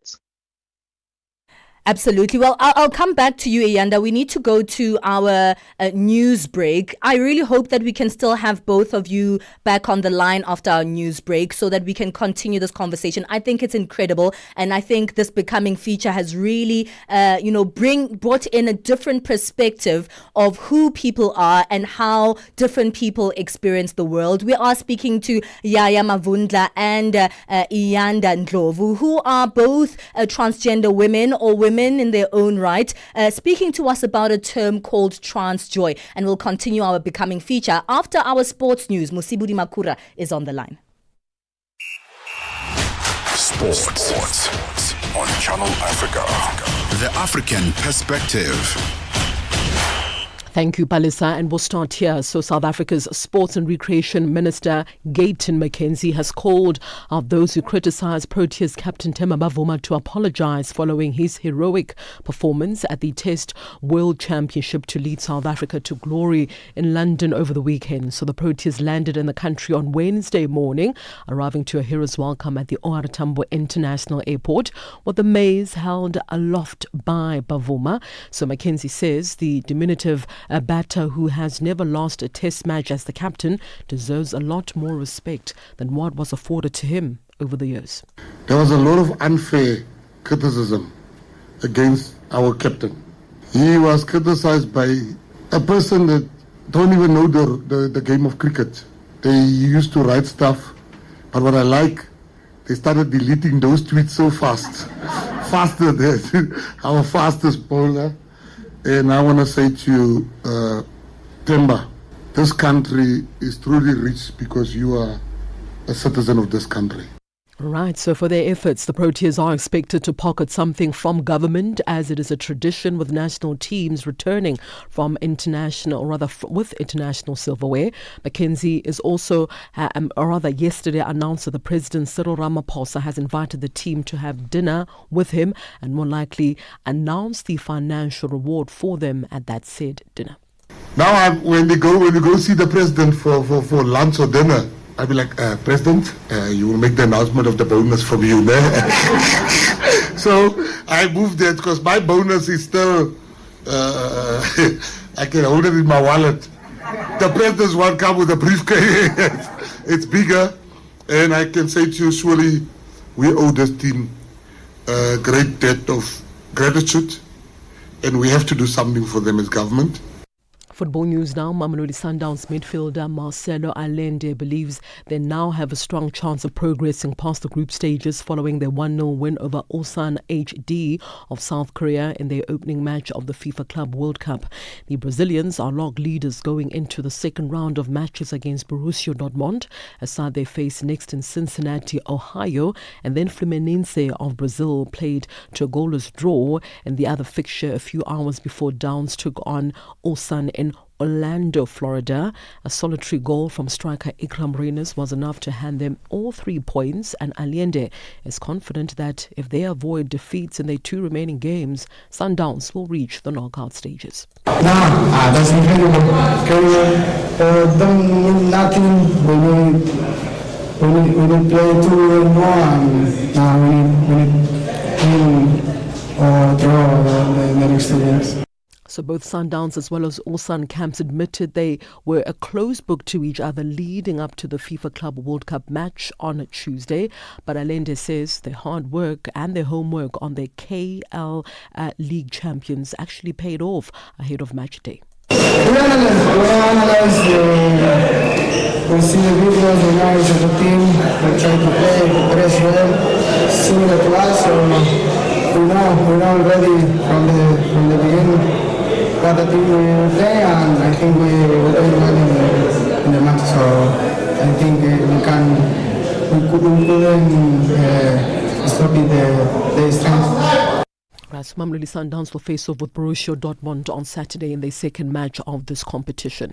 Meanwhile, Inter Miami head coach Javier Mascherano says Lionel Messi would be fit to face Porto in their FIFA Club World Cup match, their second match of the tournament today, despite showing signs of discomfort in training. So a video emerged of Messi touching his left leg during a training session on Wednesday, but the head coach confirming the veteran forward was ready for Miami's second Group A match in Atlanta today. So the coach said Messi's former Barcelona teammate Jordi Alba was available after missing the opening goalless draw against Al Ahly due to an injury. Mascherano also saying that retaining possession would also be key against Portugal's Porto side, that is a regular Champions League participant, who are also likely to provide the MLS team with a stern test. It's 10:35 a.m. Central African Time. That concludes your sports news this hour. For any sports stories you'd like to share with us, please send us an email. Our email address is newsroom@channelafrica.co.za, or give us a call. The newsroom line is +27 11714 4459. I'm back with the final sports update for the morning in the next hour. For Channel Africa Sport, I am Musibudi Makura. Sports on Channel Africa. The African Perspective. Es-tu préoccupé par quelque chose? Es-tu passionné par les questions qui comptent? As-tu une voix qui mérite d'être entendue? Eh bien, nous avons la plateforme parfaite pour toi. Téléphone-nous ou fais-nous un WhatsApp au +27 66 408 87 42 et nous te rappellerons. Sois dans la conversation. Salut Channel Africa, ici Beno le Diamant Rouge et Binales Sport depuis le Cameroun, le pays des Lions. Voilà. Sois dans la conversation. Il ne s'agit pas seulement de parler, mais c'est ta chance d'exprimer ton point de vue, de partager tes opinions et de t'engager avec une communauté qui valorise ton avis. Suivez-nous sur les réseaux sociaux, visitez notre site www.channelafrica.co.za et préparez-vous à partager vos points de vue sur Channel Africa, la perspective africaine. That was our second installment of On the Move News with Musibudi Makura. As we keep things moving, Buntle Headbush is back with our second installment of Business News.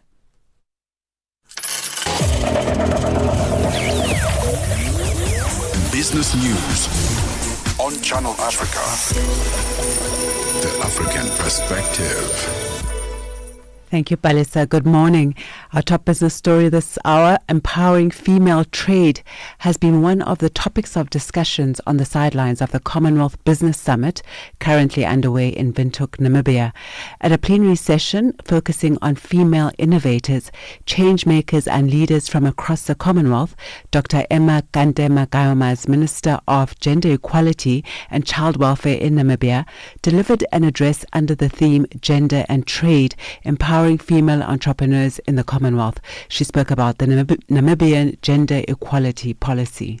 The policy ensures that women, men, youth, persons living with disabilities, those communities from the marginalized society gain equal and equitable access to training, markets, productive resources, and technology foundations essential for women entrepreneurship and to advance trade. Meanwhile, delegates at the Commonwealth Business Summit are also discussing how digitalization can reduce business costs for micro, small and medium enterprises. They are hoping to find ways to mitigate risks and support small businesses in engaging in international trade within the Commonwealth member states. Calvin Katukula, a research manager at Namibia National Commission on Research, Science and Technology, explains. We are not only coordinating research in the country, but we also inform policy. So the policy discussions that are taking place here forms part of the mandate of NCRST on how we can be able to advise the government and also Parliament in streamlining the policy advice pertaining to the deliberations that are taking place from this summit, because Independent Chinese petroleum firm Zhongmen Petroleum and Natural Gas Group has been awarded a natural gas block in Algeria. The company says it won a tender to explore and develop a natural gas block in Algeria under a production sharing contract, marking its first hydrocarbon exploration in Africa. The contract was awarded for exploration of the Zarafa 2 block in the central part of Algeria. The United National Transport Union, UNTU, in South Africa has expressed anger at a recent salary increase proposal from Rail Utility Process Management, calling it insulting. Following a 9-month delay in negotiations, PRASA offered a 3% increase on the total guaranteed package with no allowance adjustments. The union says it's also concerned about job security, citing PRASA's refusal to agree to a non-retrenchment clause. UNTU spokesperson Atenkosi Plaji. This again just underlines the disrespect, the disregard that PRASA management holds for blue-collar employees. And these employees have been really instrumental in rebuilding PRASA after it was left in ruins by political interference, by corruption. And we also know that PRASA has this tendency of continuing to plead poverty. However, if you look at the PRASA structure, you will find that it has a bloated managerial structure. And this was already identified in 2021 and nothing was done. And then we also know that PRASA has continuously pressured employees to take VSPs while they simultaneously advertise more senior positions. Oil prices have begun to edge up in the past hour after Israel said it attacked Iranian nuclear sites in Natanz and Arak overnight, and as investors grappled with fears of a broader conflict in the Middle East that could disrupt crude supplies. Brent crude oil is now trading at $77 a barrel. Analysts have struggled to predict the extent to which the escalating conflict would influence prices, and today's price movements are further evidence of this. Now let's take a look at the financial indicators.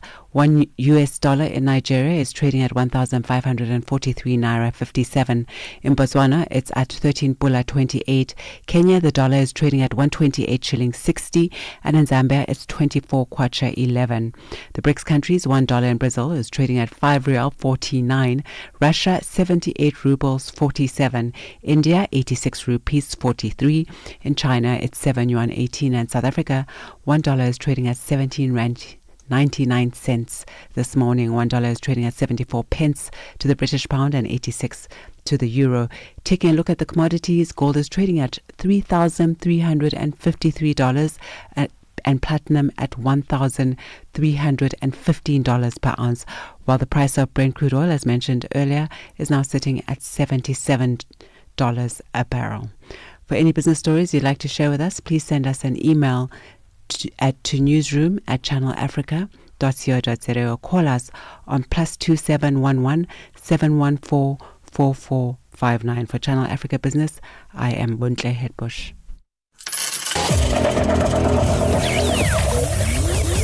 Business news on Channel Africa. The African perspective. The Morning Switch Weekend with the Shy Guy. The Shy Guy, a Morning Switch. Have you ever listened to a song and then it gives you goosebumps? Because it takes you way back in the 80s. My goodness. Cool. Hey, baby. You hear Yvonne Chaka Chaka there. I want to talk to the DJ. And then the DJ goes like, hey, baby, I've got you on the other side. Huh? There were no WhatsApps then, right? There were no sliding in the DMs at the time. Oh, man.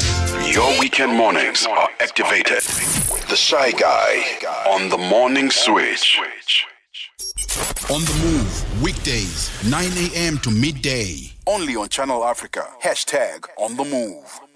Well, we've been having such an important conversation and an enlightening conversation as well in today's Becoming feature here on the Move, speaking to two incredible women who really open our eyes up to really understand the experiences of transgender people in the societies that we find ourselves in and what it means to find trans joy. Yaya Mavundla and Iyanda Ndlovu still join us on the line to continue and wrap up this beautiful conversation. Thank you so much for being patient to both of you and to continue this conversation with us. Let me come to you, Iyanda. In your personal experiences, and of course in the experiences and your interactions with other transgender people, other non-binary people around you, it feels like generally as a transgender person, it's not just yourself that you have to live for in your understanding of what trans joy is, but you automatically have to take on the activism hat, because it is up to all of us as individuals to really be activists for one another and try and see that, you know, the joy doesn't just come from within, but is experienced throughout, also because you understand the challenges that come with being a transgender or a non-binary person. So let's speak about that. Is it part of the weight of being transgender to not just understand your own reflection of what trans joy is, but put on that activism hat in trying to spread that trans joy with others that know your experience and experience it too? I think if you're a transgender person or a queer person who has a voice, activism is something that you don't even choose or you don't even wait to become. It's something that is in you, you know. Yeah. It's something that you do whether you are at home, at work, in the streets, anywhere that you go. You find yourself trying to be an activist, teaching people something, fighting for people's rights. I remember one time I was in a club and they were attacking this trans girl who was in the bathroom, but because they looked like a boy, and they were saying, no, you can't go into this bathroom, and all those things. It took me sitting from where I was sitting to go there and ask what's going on, and I had to fight for them to get into the bathroom. I waited for them because I could fight, waited for them, I asked waiters and everything. So it becomes very different because now you can't tap in and out of activism. You just have to always be in there, you know.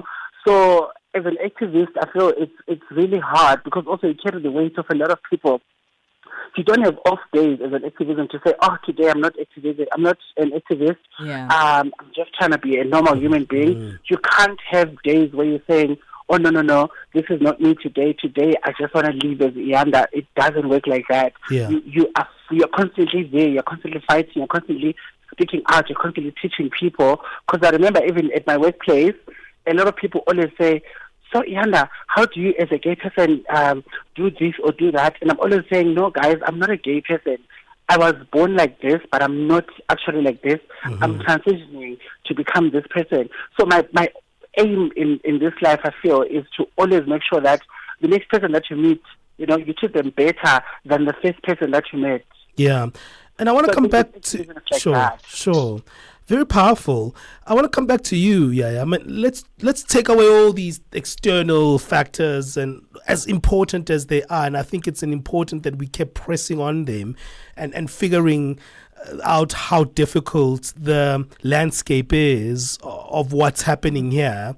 But when Yaya is by herself, when Yaya is just being Yaya, where do you find that authentic joy if there's no outside pressure? If we could find you at your happiest moment, what does that look like? Ooh, if you could find me at my happiest moment, that's a tough one. I don't know why it's tough, but it's come on, explore it. Explore it. Maybe I'm trying to think. Maybe you're with your partner. Maybe you are shopping. Maybe I don't know. You hang out with friends indoors. I'm not quite sure. I know. So I'm one that I've evolved to really enjoy being in my own space. Like years ago, of course, I'd like the idea of being with friends. I used to find a lot of love and of course joy, as you'd say, when I'm with my friends. I used to love hosting a lot, but now I think I've found myself in a space where I enjoy being on my own. I enjoy being alone. I write a lot. I read a lot. So I would think what comes before when I'm on my own is really writing about things that are important to me. And also just spending on my time on my own. And I think also, having started my hormonal journey, I wanted to be cautious so that I don't find myself in the outside world having to rub people off the wrong way based on the research that I also going to say, if you are on hormones, this is what would happen to this person, even though it has not happened. So I find myself in my own space a lot of times. Oh yeah, I love that. Yeah, because sometimes we think, trans women must always be outside showcasing their extravagance, their beauty, their sophistication. And I love that you are that woman who does show off those areas of yourself, but we actually don't. And that's what people think I do. People think I do. They think I'm always outside, out and about, out and about all the time. And I'm like, no, I'm not. Unless I'm working or I'm attending something that is meant to attend to, like an event. But I'm going to be home. You're going to find me at my place. I love that. And let's wrap it up with you, Iyanda. What do you do for yourself that gives you that joy that the external world can't interrupt? Just like Yaya is saying, it's a very difficult question to answer, But I think I've noticed a lot of people growing up. I used to be a people pleaser. I would want to go out because I think the streets are always warm and everything. But as you grow older and as you realize and find acceptance in yourself, being by yourself at home is always so calming and so peaceful and so nice. You don't have the pressure of trying to look a certain way or be a certain way, because I'm a very shy person also. But when you see me outside, you think, oh my God, this one is so outspoken and so outgoing and so fun and everything. But it's just a face that I put out to the world, I just really enjoy being in my bedroom. The moment I get home, either from work or from anything, the first thing I want to do is remove my clothes and get into bed. That's where I find all my joy. I'm just in bed 98% of the time, If I could, I'd literally live in my bed. I wouldn't even go outside. Me and you the same. I don't know why I'm in the studio right now. I'd rather just be in a fluffy blanket and on a pillow. You need to pay for those fluffy blankets. That's why. Iyanda, thank you so much. Yaya, thank you, ladies. It's been such a beautiful conversation. Thank you, guys. Thank you so much for having us. Have a great one. Well, that is a beautiful one indeed. Yaya Mavundla and Iyanda Ndlovu joining us in this conversation, speaking about trans joy, and that's today's Becoming feature. Have your say on our social media platforms. We're live on Facebook, Channel Africa. We're live on YouTube at Channel Africa 1, and at Channel Africa 1 is the handle for our social media platforms: X, Instagram, TikTok, and of course YouTube. We love to hear from you. Let's hear your own expressions and experiences of joy from today's Becoming feature, but also your interactions with trans joy, especially this International Pride Month. +27 63 406 9126. Ahoy, matey! Captain here to help, right, boys? Set sail with us on a digital voyage like no other. Channel Africa has a treasure trove of awesomeness. That is our website and social media pages. Tell me, why are you here? We want you to be part of our adventure. The winds are changing, Captain. And this time... Imagine a world where curiosity knows no bounds, where entertainment meets enlightenment, and where every click leads to the African perspective. Visit us on our website, www.channelafrica.co.za, or follow us on Instagram or on X at Channel Africa 1. Go on, like us on Facebook at Channel Africa 1. So, spread the word. Tell a friend that Channel Africa's online variety is what they need on the web. Channel Africa, the African perspective. The rhythm of Africa, the pulse of the continent. This is Channel Africa, the African perspective. You never want me down when you play me. No man, no man, no man, no man. Baby, back it up, no man. You are the one to raise the bar. Baby, back it up. Love is blinded, but you see me. I can feel the vibe that you give me. Blinded, are you with me? You never want me down when you play me. No man, no man, no man, no man. Baby, back it up, no man. You are the one to raise the bar. Baby, back it up, no man. Yo, I cannot talk about you loosely. You made me stronger than Bruce Lee. when the city tried to reduce me. Vue d'Afrique with Joel Moteba. We go to Eastern Central Africa and find Darubinia Africa with I Am Shakif. Madapiri gives us some life. Zochitika, 7 till 8 p.m. Mariamo Kumalo comes in 8 till 9. We get some Lucifer knowledge. Kalodiscopia, 9 till 10. We take a look in Africa and beyond. Africa World Hour with Sipiso Makwetla. And we close it up with some love. The Hotlines with Shailen Dikumana, 10 till 12 p.m. on Channel Africa. Across borders, across time zones, on air, online. This is Channel Africa. Africa has a voice, and that voice is Channel Africa. It keeps you in motion, speaking, singing, questioning, rising. Wake up with Rise and Shine 6 till 9. Peter and Asanda as they bring you breaking news, sharp analysis, and the voices that shape the day. At mid-morning, we get on the move with Palisa and Benjamin, digging into the African lifestyle, people, and the things that make Africa smile. 12 till 1, Africa Update with Lulu Kabu, getting in-depth, powerful stories, and the perspective you won't hear anywhere else. The Upside, 1 till 4, live and real, with Tepu Kholikweleni and Nompumelelo Ngubeni. Tame Ngubeni talks money, Africa in business, 4 till 5 p.m.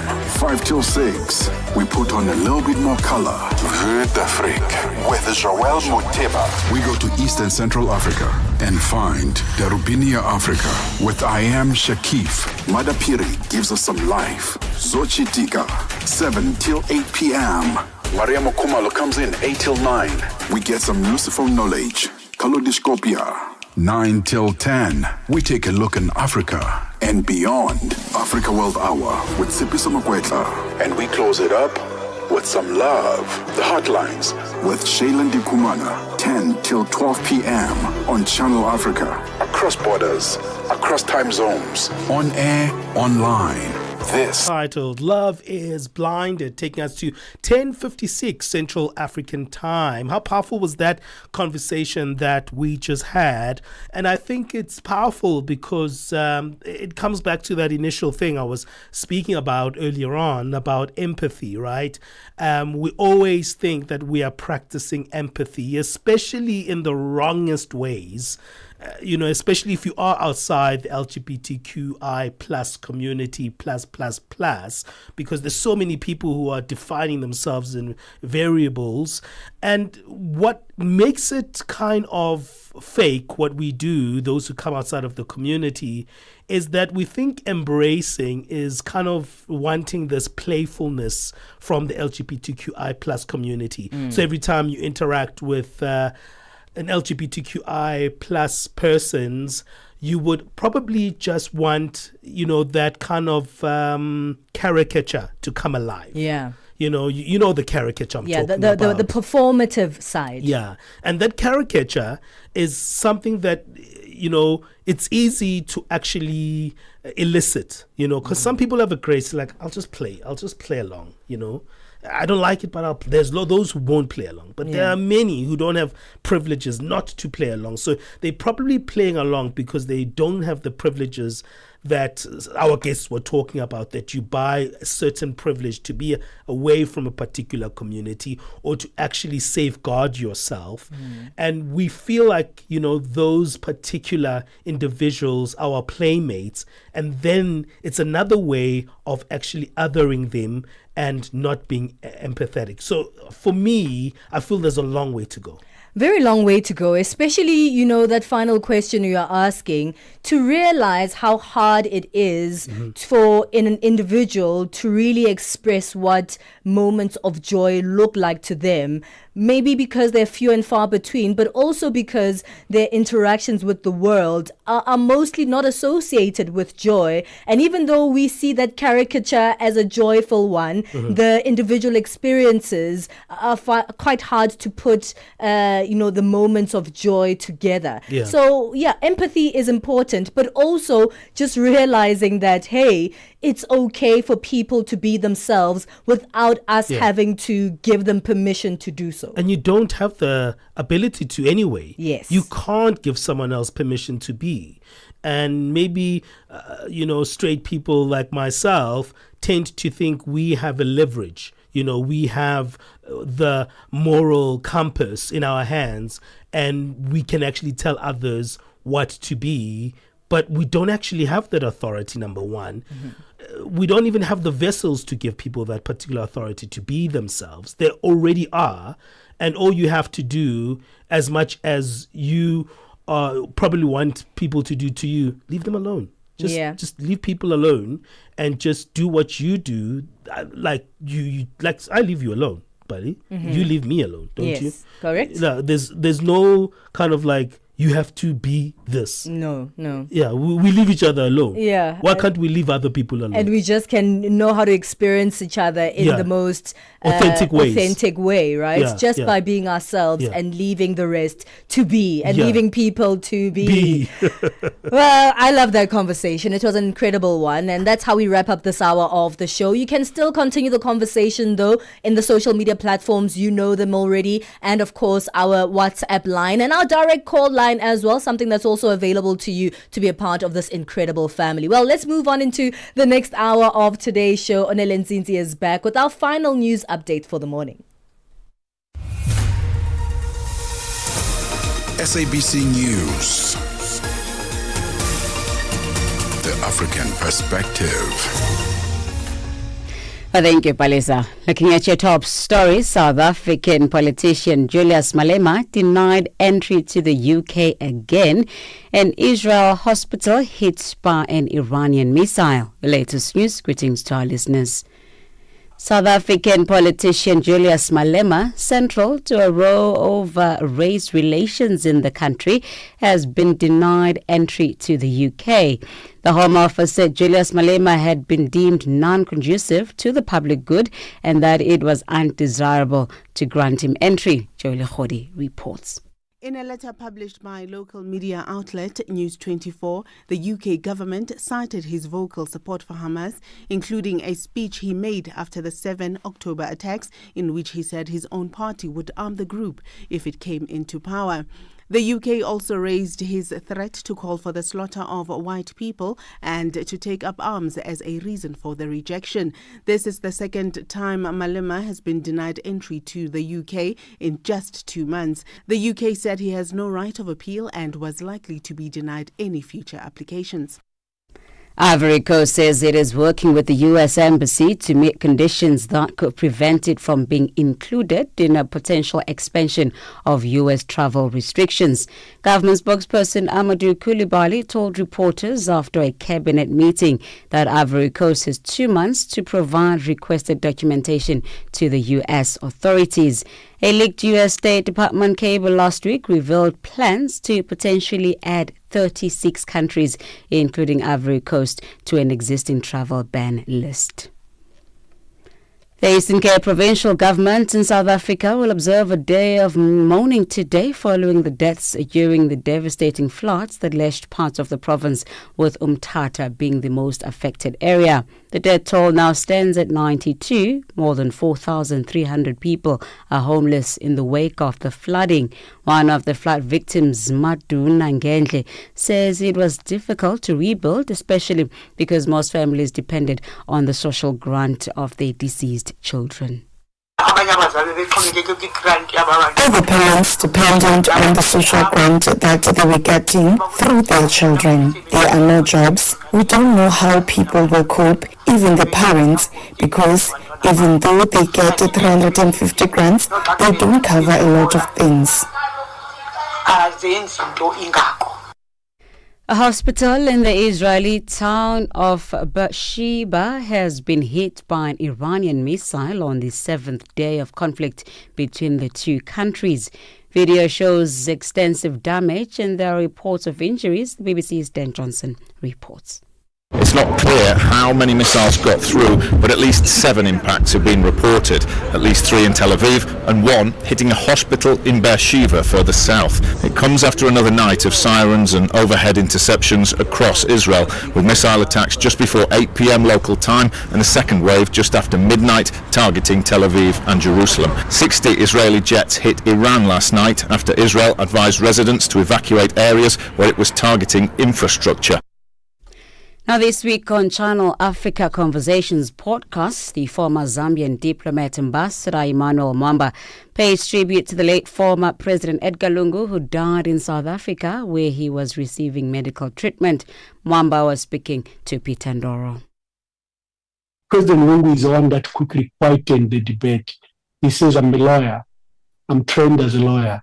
I'm currently Minister of Justice. I'll not be the first one to abrogate the law. Despite the strong wishes of President Michael Sata, despite his willingness to make me act as president during this crisis, unfortunately, the law is the law. Now, camps have emerged. That decision alone would take the presidents to the left or to the right. But President Lungu was willing to hand it over and give it up immediately. Now be sure to catch the latest episode of Channel Africa Conversations podcast on our YouTube channel at Channel Africa 1. Recapping on your top stories, South African politician Julius Malema, central to a row over race relations in the country, has again been denied entry to the UK. The Home Office said Julius Malema had been deemed non-conducive to the public good and that it was undesirable to grant him entry. For any news stories you would like to share with us, please send us an email to newsroom@channelafrica.co.za or call us at +27 11 714 4459. Channel Africa News, I am Onele Nzinzi. SABC News. The African Perspective.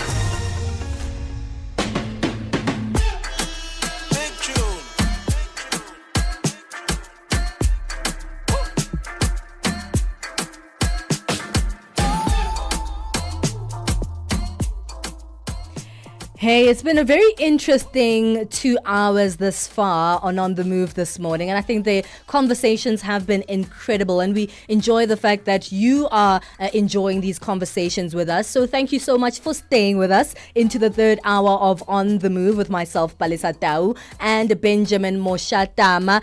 Well, if you've missed the conversations we've had, I don't know where you've been because they've been incredible, but don't worry, you can always catch up later on our podcast. Go to our website www.channelafrica.co.za. Click on the programs tab that's on our homepage. You can navigate all the incredible shows we have here on Channel Africa that give you the African perspective. But this is the show you're looking for. Click on The Move, and under our show's details, that's where you can find our podcast, and surely you'll be able to find today's conversations and many others that you'll be able to interact with over there. Another great way to be a part of this incredible family. Stay with us as you're moving about your day. If you're at home, if you're in the office, if you're driving, there's so many ways to tap into Channel Africa that can keep you connected throughout. The SABC Plus app is one of those platforms. So are audio bouquets, DSTV 802, OpenView HD 628, and of course that website again, channelafrica.co.za. You'll find the mic icon on our homepage, and that's how you'll be able to hear us. But of course, interact with us on our social media platforms as well. We go into our family and parenting corner in this hour of the show. It's also one of my favorite one, where we take a look at really the different nuances of families and parenting within the African perspective, both modern and traditional and cultural aspects of them as well. And we take a look at how we can merge some of these concepts together in this hour of the show. We're speaking about conflict resolution with families, especially African families, of course African families. And when we think about this, most of us, I think, will go directly to, okay, we're speaking about the family setup inside, so inside the house. and how we resolve the conflict in that perspective. And actually, that's a very modern way of thinking as African people, whereas we are quite communal traditionally as Africans, and so conflict resolution can also happen within that communal setup where there are chiefs, where there are community leaders that can actually be a part of that community conflict that family conflict resolution by involving the community. So we take a look at some of these age-old methods of family conflict resolution within that African perspective, and we'll be joined by Professor Pitika Ntuli, poet, writer, academic and cultural expert, who will be joining us on this one, as well as Achike Chude, also author, social and political affairs commentator, to help us really look at the nuances between modern and age-old practices of African family conflict resolution.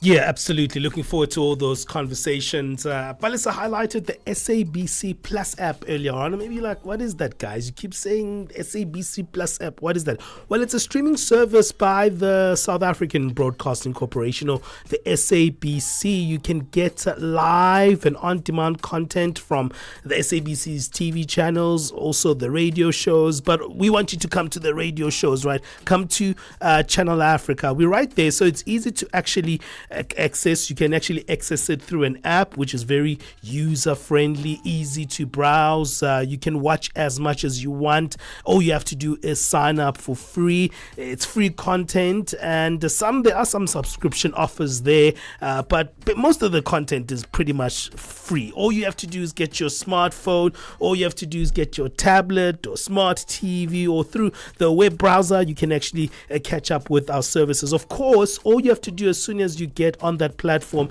you have to click on the radio station section, and it will lead you to a list of radio stations under the SABC banner. And of course, look for Channel Africa there, and you can listen to us anytime. So check out the SABC Plus app. It's a good way to listen to us.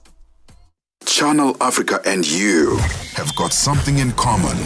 The thirst for knowledge.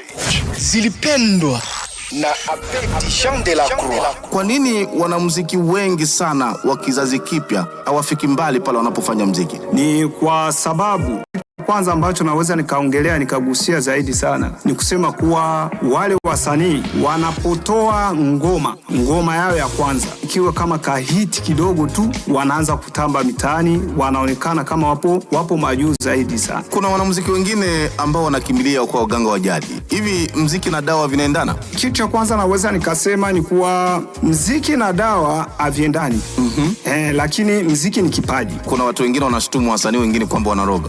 Wanaroga, wale wasanii kama wanaroga ni kutokujiamini tu, lakini kitu cha muhimu sana ni kipaji. Zilipendwa kila Jumamosi kuanzia saa 12 kamili majira ya Afrika ya Kati hadi saa 1 kamili majira ya Afrika ya Kati. Benjamin Mushatama and Palisa Tawo on the move. It's 11 minutes past 11 Central Africa time. This is still On the Move with myself, Palisa Tawo, and Benjamin Mushatama. We're going into our parenting and family corner here on the Move. And this is an amazing, feature where we get to speak about the experiences of family, the experiences of parenthood, and really the experiences of being African within those contexts. And today we're speaking about family conflict resolution. And usually when we think about conflict resolution, we think only about the people within that conflict who have the opportunity to resolve it. So even within family setting, we have these modern thought processes that say, what happens in the family must stay in the family, and then we have to resolve the conflict within the family. But long before Africa was colonized and way beyond the advent of the slave trade, African societies had their own mechanisms as well as cultural sources to uphold the values of peace, of tolerance, of solidarity, and respect for one another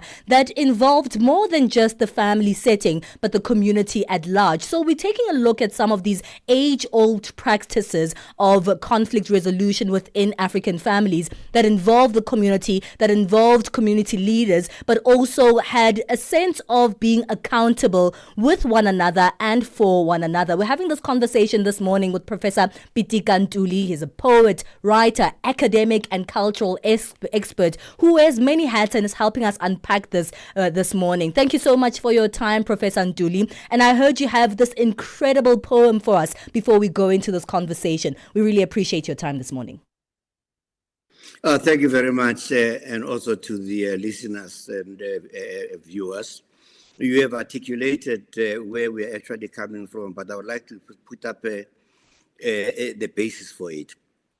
We are not what we think we are. We have become clones of our colonial masters.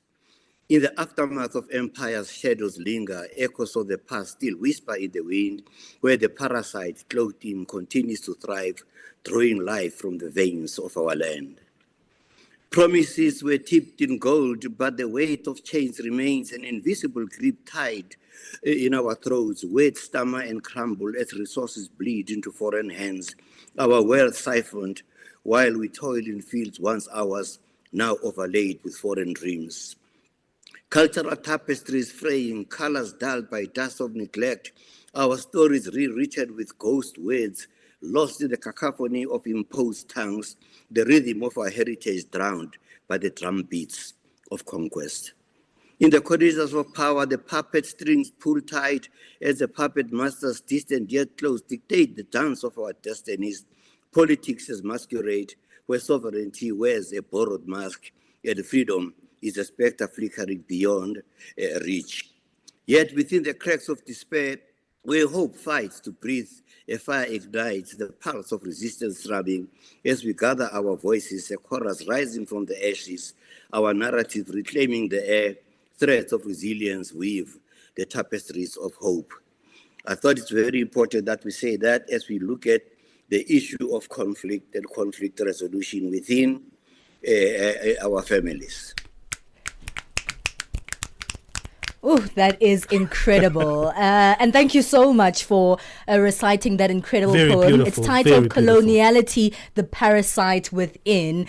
And it's a great way to start this conversation because what family is in today's reality is actually not what, as culturally or traditionally we viewed family to be within the African context. So let's start there. In fact, before we speak about the conflict resolution, let's take a look at how the concept of family has changed within our African borders.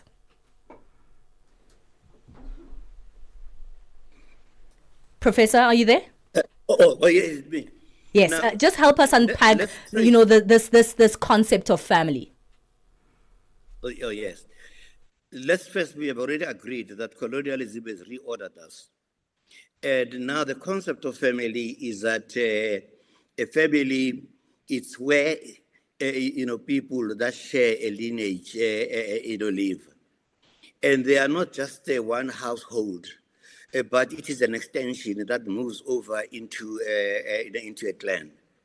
So that if any dispute arises, which is a very powerful, even political one, then a number of other key people who are versed in these things are actually brought in. But I would like to bring up now as to where our problem, manifested itself more. The contract labor system, what it did, it took men from their villages to come and work in the mines, to be humiliated by people younger than theirs, and getting them angry to a point that when some of them go back, the family relations are no longer the same as it used to be. So that kind of a disruption redefined what we know as a family. A father is far away, the children are somewhere else, forced by commercial reasons. But we need actually to first ground this thing in proper African indigenous knowledge systems. When a child is born, an umbilical cord is buried in order to link it to the environment, so that environment becomes actually part of it. Everything that we do is almost scientifically laid down. How do we do it? If I quarrel with my wife and we cannot resolve that matter, And she tells her family what has really happened. What happens then?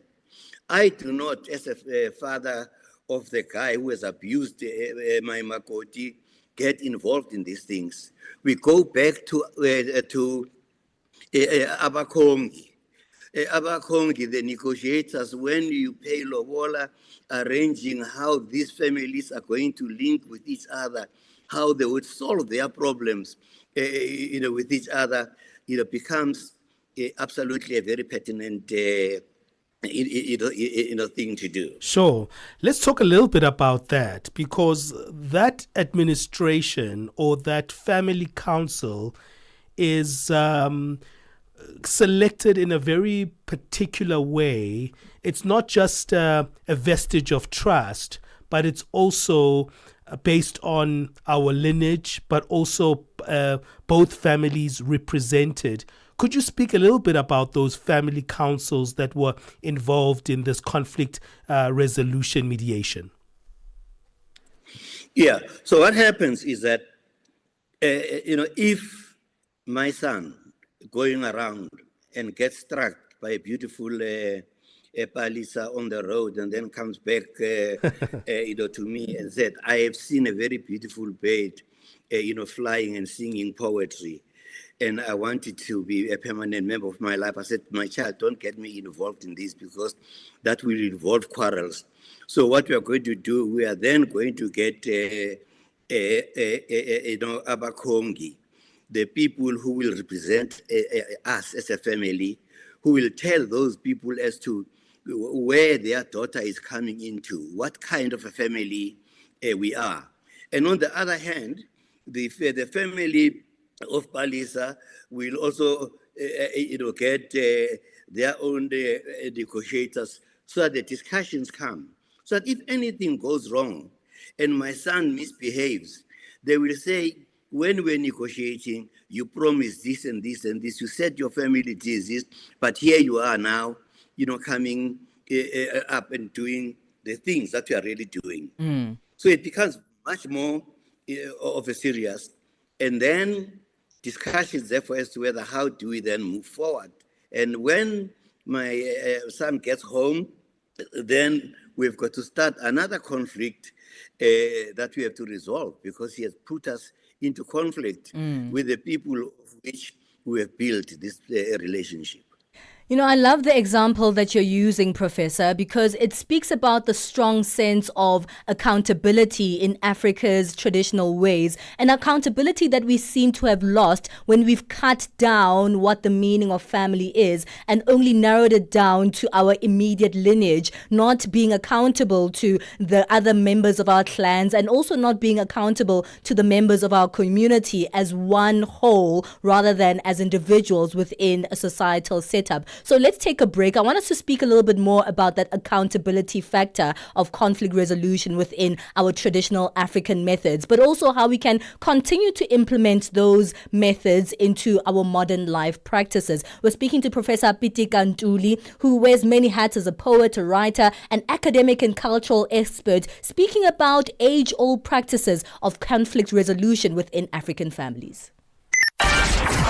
Embrace our young voices this month. Channel Africa, celebrating Youth Month. Africa, it's time to plug into the heartbeat of the continent. Tune in to Channel Africa, your go-to radio station that broadcasts in 5 different languages.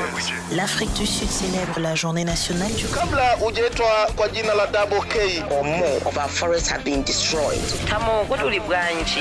Partido Africano da Independência da Guiné.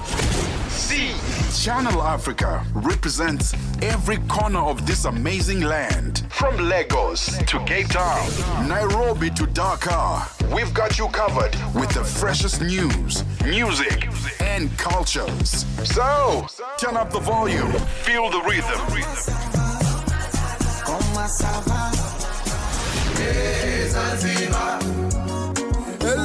Enjoy the conversation. Channel Africa, the African perspective. Get set and be ready to go. On the Move with Palisatawo and Benjamin Mushatama. Hey, how do we solve our problems in our families, in our communities? Where do we actually go to resolve things from a communal perspective? We're speaking to Professor Pitika Ntuli, poet, writer, dreamer, academic, cultural expert, and also an anti-apartheid protester. Such an important person to actually be speaking to today around this one. Professor, let's speak a little bit about that, because from a communal perspective, it seems like the nucleus is a little bit broken up, because as you spoke about in internal family migrations that have created a collapse of this structure. And in today's life, we find hard to reclaim that particular nucleus. So today, let's talk a little bit about that particular council in families. Can it extend outside of our families into our communities? Do we still have space for healers? Do we have space for traditional medicines? Do we still have space for elders and councils within the even monarch structures to actually be part of conflict management in our communities? But what we should actually remember is that we were colonized, and that coloniality did not extend very much to the deepest villages, where the people that are not educated, as you said, there are people who still hold on to, the value systems that are very important for keeping the social well-being of a community. That is why then it becomes, therefore, so crucial and critical that our own education system that is really letting us down. Our cultures are not taught in there. Our young people do not know. Some of them that are now old, in their 50s and their 60s, have already been alienated. We have been actually eroded. But then there are still people in various kind of communities and individuals who are still championing, this. But the tragedy that we are facing is that we have come up with brilliant ideas, like, for instance, the Commission for Cultural, Religious, and Linguistic things, protecting those cultures. Those are the instruments that we should be using in looking at these issues. But lo and behold, when we have got these structures in here, they are peopled by deployees who have already lost their own culture and absolutely lost. That places us then into conflicts even within our own selves, when we begin to think about how our dreams and our ancestral beliefs are being betrayed. Mm-hmm. So how do we get that back, that council, that family council, especially in our urban areas? Do we revisit where we come from? Maybe we need to trace our rural destinations of our pasts. Or maybe do we just start from where we are and try to reassemble that elderly council? Once you assemble that elderly council without going back to where it actually started, then there's going to be a problem. So the links with the source, where you are. In Nguni culture, we have got what we call umsamo. Umsamo is a shrine. Sure. In each and every family, so that when the conflict starts, we have to consult with the ancestors. The ancestors are not just words; they are the knowledges that we have been brought up with to know who you are, why you are, and where you are going, and how we have to relate, to each other. So, if you are cut off from your past, then it becomes very important that you link with your friends and your neighbors that are still connected, so that you become part of the rebuilding in our townships and in our suburbs. What it really means to be an African, what it really means to open your ear and your hearts, honestly, to bring about peace in the spirit of Ubuntu. And who's responsible for this process? I feel at times when we speak to the elders, especially let's speak from a contemporary setup, Professor, it seems like there's no willingness there because they've also lost track of their family trees. And then at times we feel like, also like you're mentioning, in our formal structures of governance in many African countries, it seems like there are deployees who are not well versed in things of the spirit or things of the traditional modes, and we left also with more questions. Who initiates this process of re-establishing these conflict resolution councils? I think in some many cases, it is individuals who are concerned. I will cite one example.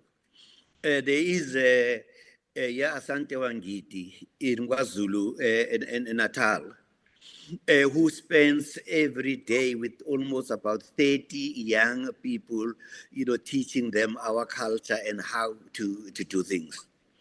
In our art studios, we hold workshops with traditional, leaders and spiritual, healers, addressing these issues as to what is the role of traditional, healers within those communities, in also helping to re-establish the broken lines caused by colonialism. So that, in other words, we do not say it should be just government or a province or institutions. We have, if we are concerned, even as individuals, with the skills that we actually have, spread those skills, just like you are doing, right now, contributing and awakening the sleeping minds on the need for negotiations, for need for peace, and the need never, ever to forget who you really are, where your umbilical cord is buried in the African soil. Mm-hmm. Well, we have to wrap it up there. Thank you so much for your comprehensive understanding on this one. And I love the fact that you didn't just pinpoint one culture or just a few cultures, but there's an overarching theme that kind of looks at the general aspect from a continental perspective. Thank you for giving us your time. But before you even close, sure. A powerful book by Sheikh Anta Diop about the cultural unity of Africa. That must be recommended everywhere to see that we are one people. Thank you. Fantastic. Thank you so much, Professor, for that recommendation as we wrap up this conversation. That's Professor Pitika Ntuli, poet, writer, academic, and cultural expert. What are your thoughts on that? Do you think we can still get our elders in? Put them in one room and say, let's talk, let's find out about who we are, let's solve the problems within our family dynamics? Or do you think it's hard to trace our history? It's difficult to actually find those elders. What is your take on this one? +2763 406 9126. It's 11:30 Central African time. It's time for us to wrap our morning sports. Let's find out what the news team has for us. Sports on Channel Africa. The African perspective. And a very good morning from the sports desk. I am Musibu Dimakura. With the latest sports news at this hour, Mohamed Al-Shanawi says Al Ahly must show sharper concentration and win, not to draw in the face-off with Palmeiras later on today in a pivotal FIFA Club World Cup group match in New Jersey. So the captain late heroics preserved a goalless stalemate against Inter Miami on match day 1. The Egypt national also clawing, Lionel Messi's stoppage time effort out of the humid conditions in Florida on Saturday evening. So yet the 35-year-old believes a single point is only platform, not a prize. Al-Shanawi, who described dwelling the 8th-time Ballon d'Or winner as a dream, explained how anticipation rather than reflexes saved the game and also saved the day in Miami. That moment of foresight also typifies the approach Al Ahly will need against the Palmeiras side, who peppered Porto with 17 shots yet could not break the deadlock. Now, while Palmeiras have trained at full strength, Jose Rebello's squad must also cope without the injured trio of Imam Ashur, Mohamed Tahir, as well as Ahmed Nabal Kaku. With the Group A perfectly poised for goalless draws, victory for either team would also leave a point away from the last round of 16. Meanwhile, Inter Miami coach Javier Mascherano says Lionel Messi would be fit to face Porto in the FIFA Club World Cup clash today, despite showing signs of discomfort in training. A video emerged of Messi touching his left leg during a training session on Wednesday, but the coach confirming the veteran forward was ready for Miami's second group match in Atlanta. The coach also said Messi's former Barcelona teammates Jordi Alba was also available after missing the opening goalless draw against El Ali during the course of the weekend. Now, Mascherano also saying that retaining ball possession would be key against the Portugal side that is a regular Champions League participant, who's also likely to provide Miami team with a stern test when they face off later on tonight. Back home now, South Africa's Sports as well as Recreation Minister Gayton McKenzie has called out those who criticise Proteas captain Themba Bavuma to apologise following his heroic performance in the Test Championship to lead South Africa to glory at Lord's in London. The Proteas landed back in the country on Wednesday morning, arriving to a hero's welcome at the O.R. Tambo International Airport with the maize held aloft by Bavuma. McKenzie says the diminutive batter who has never lost a test match as the captain deserves a lot more respect than was afforded to him over the last years. There was a lot of unfair criticism against our captain. He was criticized by a person that don't even know the game of cricket. They used to write stuff, but what I like, they started deleting those tweets so fast. Faster than our fastest bowler. And I want to say to you, Themba, this country is truly rich because you are a citizen of this country. Now, for the efforts, the Proteas are expected to pocket something from government as a tradition, with national teams returning with international silverware. McKenzie announced that the President Cyril Ramaphosa has invited the team for dinner with him and will likely announce the financial reward then. Now, when you go see the president for lunch or dinner, I'll be like, President, you will make the announcement of the bonus from you. So I moved there because my bonus is still, I can hold it in my wallet. The president's one come with a briefcase. It's bigger. And I can say to you, surely we owe this team a great debt of gratitude. And we have to do something for them as government. And finally, Shubman Gill will be in the spotlight as a new-look India side without star batsman Virat Kohli as well as Rohit Sharma bid to end an 18-year wait for a Test series win in England. Gill succeeded Rohit as captain after the latter announced his retirement from Test cricket last month.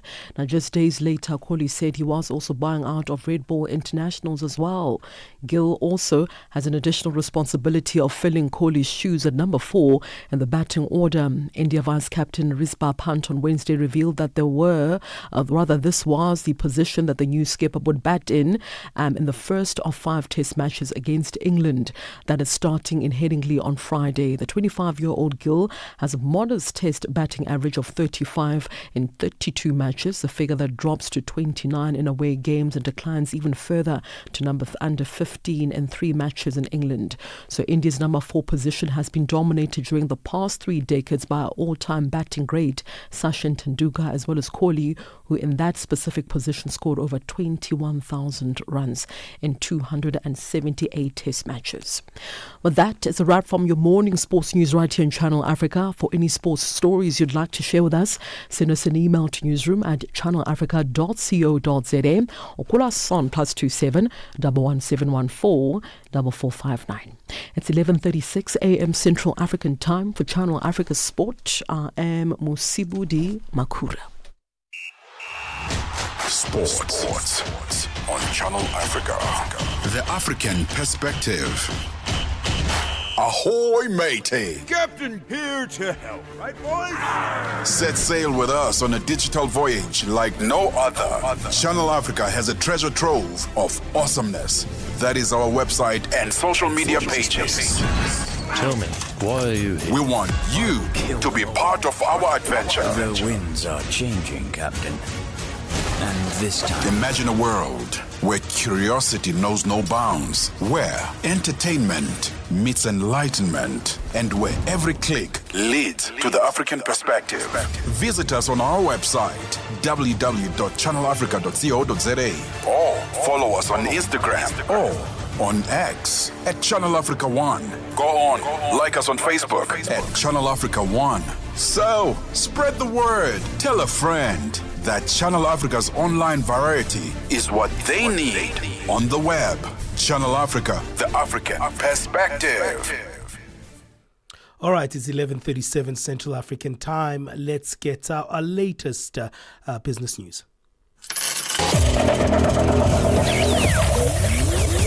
Business news on Channel Africa. The African perspective. Thank you very much, Benjamin, and a very good morning to our listeners. In our top story this morning, empowering female trade has been one of the topics of discussion on the side of the Commonwealth Business Summit, currently underway in Windhoek, Namibia. At a plenary session focusing on female innovators, change makers, and leaders from across the Commonwealth, Dr. Emma Kantema Gaumas, Minister of Gender Equality and Child Welfare in Windhoek, Namibia, delivered an address under the theme Gender and Trade, Empowering Female Entrepreneurs in the Commonwealth. She spoke about the Namibian gender equality policy.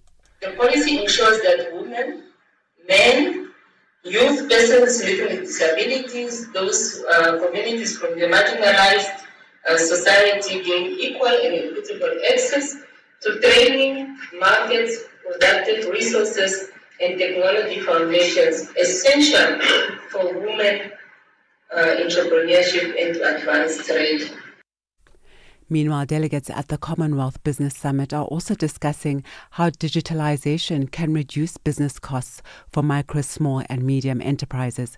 They're hoping to find ways to mitigate risks and support small businesses in engaging in international trade within the Commonwealth member states. Calvin Katukula, a research manager at Namibia National Commission on Research, Science and Technology, explains. We are not only coordinating research in the country, but we also inform policy. So the policy discussions that are taking place here forms part of the mandate of NCRSD on how we can be able to advise the government and also Parliament in streamlining the policy advice pertaining to the deliberations that are taking place from this summit, because South African Finance Minister Enoch Godongwana has emphasized the need to prioritize the public funding of political parties. Godongwana was speaking at the Independent Electoral Commission Political Funding Symposium in Durban today. The symposium is aimed at reflecting on the success and challenges seen over the last 4 years since the implementation of the Political Party Funding Act and a way forward. Godongwana, who addressed the after his address, explained his call for political parties to be fully funded by the public. Political parties, by their very nature, are public institutions.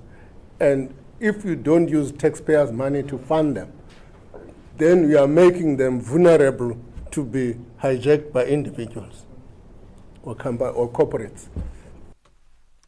Independent Chinese petroleum firm Zhongam Petroleum and Natural Gas Group has been awarded a natural gas block in Algeria. The company says it won a tender to explore and develop a natural gas block in Algeria under a production sharing contract, marking its first hydrocarbon exploration in Africa.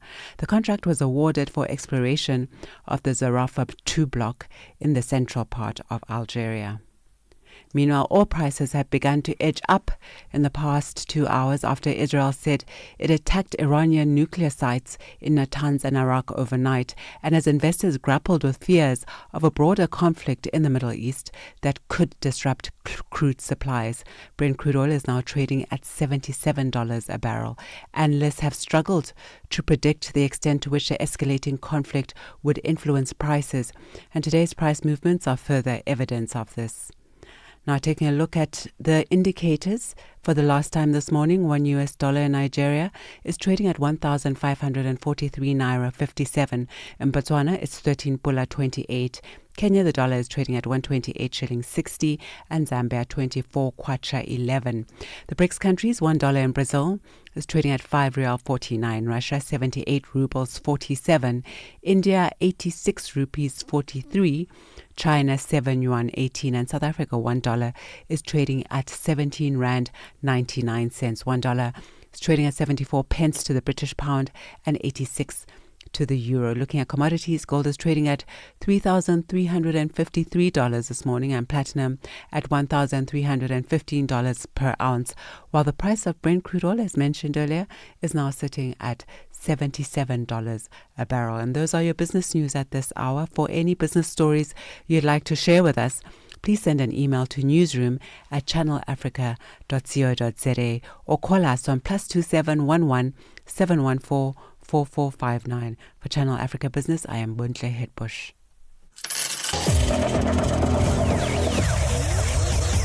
Business news on Channel Africa. The African perspective. We are on OpenView's audio bouquet. Channel 628. Grande nouvelle à Channel Africa. Vous pouvez désormais écouter et regarder vos émissions préférées sur Channel Africa. Channel Africa diffuse maintenant en direct sur Internet et sur tous nos réseaux sociaux de 6h à 21h, heure d'Afrique centrale, sur Channel Africa 1.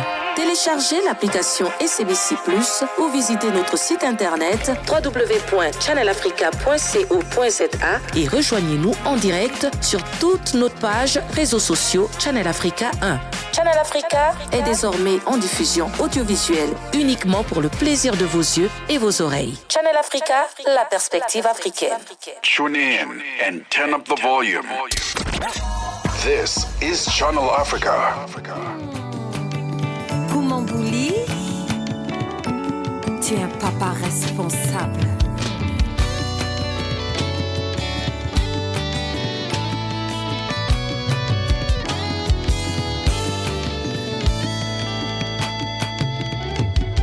Mebedi ruto ifundu tatu, mebedi ruto bakeme. Mebedi ruto ifundu tatu, wepushimento yala oh. Like no other, Channel Africa.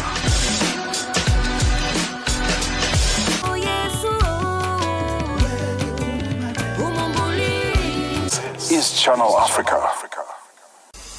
Africa has a voice, and that voice is Channel Africa. It keeps you in motion, speaking, singing, questioning, rising. Wake up with Rise and Shine 6 till 9. Peter and Asanda as they bring you breaking news, sharp analysis, and the voices that shape the day. At mid-morning, we get on the move with Palisa and Benjamin, digging into the African lifestyle, people, and the things that make Africa smile. 12 till 1, Africa Update with Lulu Kabu, getting in-depth, powerful stories, and the perspective you won't hear anywhere else. The Upside, 1 till 4, live and real, with Tepuho Likweleni and Nompumelelo Ngubeni. Tame Ngubeni talks money, Africa in business, 4 till 5 p.m. 5 till 6, we put on a little bit more color. Vue d'Afrique with Joel Moteba. We go to East and Central Africa and find Darubinia Africa with I Am Shakif. Madapiri gives us some life. Zochi Tika, 7 till 8 p.m. Maria Mokumalo comes in 8 till 9. We get some Lucifer knowledge. Kalodiscopia. 9 till 10. We take a look in Africa and beyond. Africa World Hour with Sipiso Makwetla. And we close it up with some love. The Hotlines with Shailen Dikumana. 10 till 12 p.m. on Channel Africa. Across borders, across time zones. On air, online. This is Channel Africa. Africa has a voice, and that voice is Channel Africa. It keeps you in motion, speaking, singing, questioning, rising. Wake up with Rise and Shine 6 till 9. Peter and Asanda as they bring you breaking news, sharp analysis, and the voices that shape the day. At mid-morning, we get on the move with Palisa and Benjamin, digging into the African lifestyle, people, and the things that make Africa smile. 12 till 1, Africa Update with Lulu Kabu. Getting in-depth, powerful stories, and the perspective you won't hear anywhere else. The Upside, 1 till 4, live and real with Tepuho Likweleni and Nompumelelo Ngubeni. Tame Ngubeni talks money, Africa in business, 4 till 5 p.m. 5 till 6, we put on a little bit more color. Vue d'Afrique with Joel Moteba. We go to East and Central Africa and find Darubinia Africa with I Am Shakif. Madapiri gives us some life. Zochitika, 7 till 8 p.m. Maria Mokumalo comes in 8 till 9. We get some useful knowledge. Kalodiscopia. 9 till 10. We take a look in Africa and beyond. Africa World Hour with Sipiso Makwetla. And we close it up with some love. The Hotlines with Shailen Dikumana. 10 till 12 p.m. on Channel Africa. Across borders, across time zones. On air, online. Africa, giving you the African perspective. We've been having such incredible conversations, but the floor is still open to engage on those ones. So don't forget our number. That's for WhatsApp and our direct line, +27 63 406 9126. Join our live stream. We love to see you there. Hi to you wherever you are in the world. You are a part of this family, and we want to see where you are tuned in from, where you're streaming with us from, but also we want to hear your opinions on today's conversations at Channel Africa One, #On the Move.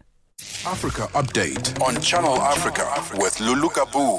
The United Nations Children's Fund, UNICEF, reports that over 3 million children are involved in prostitution globally, while the International Labour Organization estimates that 1 million people are trafficked annually for sexual exploitation. Many victims are lured with false promises of a better future. We have serious problems, Lulu. One, we had porous borders, easy access of these criminal transnational syndicates coming in and living at ease. Number one. Number two, we also have a problem where some of our law enforcement officers, those who are rogue, who work hand in glove with the syndicates because they give them something in return of them turning a blind eye. Point number three, we have a problem of corruption that leads to us being a playground of this transnational organized crime. Africa Update with Lulu Kabu, 12 to 1 p.m. Central African Time. Benjamin Mushatama and Palisatawu on the move. Yeah, Shala.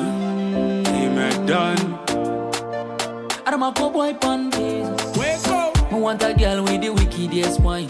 The kind of girl who da mash up in my ear. And if you want South Sudanese boy, Talibes, yeah. The girl, you are fire. I swear you are better than mine. This is Channel Africa. Africa has a voice, and that voice is Channel Africa. It keeps you in motion, speaking, singing, questioning, rising. Wake up with Rise and Shine, 6 till 9. Peter and Asanda, as they bring you breaking news, sharp analysis, and the voices that shape the day.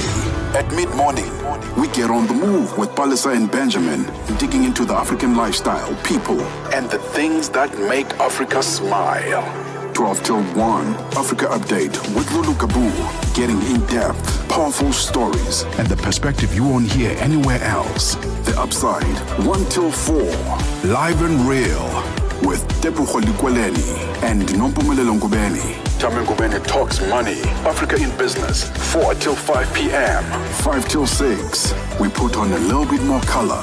Vue d'Afrique with Joel Moteba. We go to East and Central Africa and find Darubinia Africa with I Am Shakif. Madapiri gives us some life. Zochitika, 7 till 8 p.m. Maria Mokumalo comes in 8 till 9. We get some useful knowledge. Kalodiscopia. 9 till 10, we take a look in Africa and beyond. Africa World Hour with Sipiso Makwetla. And we close it up with some love. The Hotlines with Shailen Dikumana, 10 till 12 p.m. on Channel Africa. Across borders, across time zones. On air, online. This is Channel Africa. Africa has a voice, and that voice is Channel Africa. It keeps you in motion, speaking, singing, questioning, rising. Wake up with Rise and Shine 6 till 9. Peter and Asanda as they bring you breaking news, sharp analysis, and the voices that shape the day.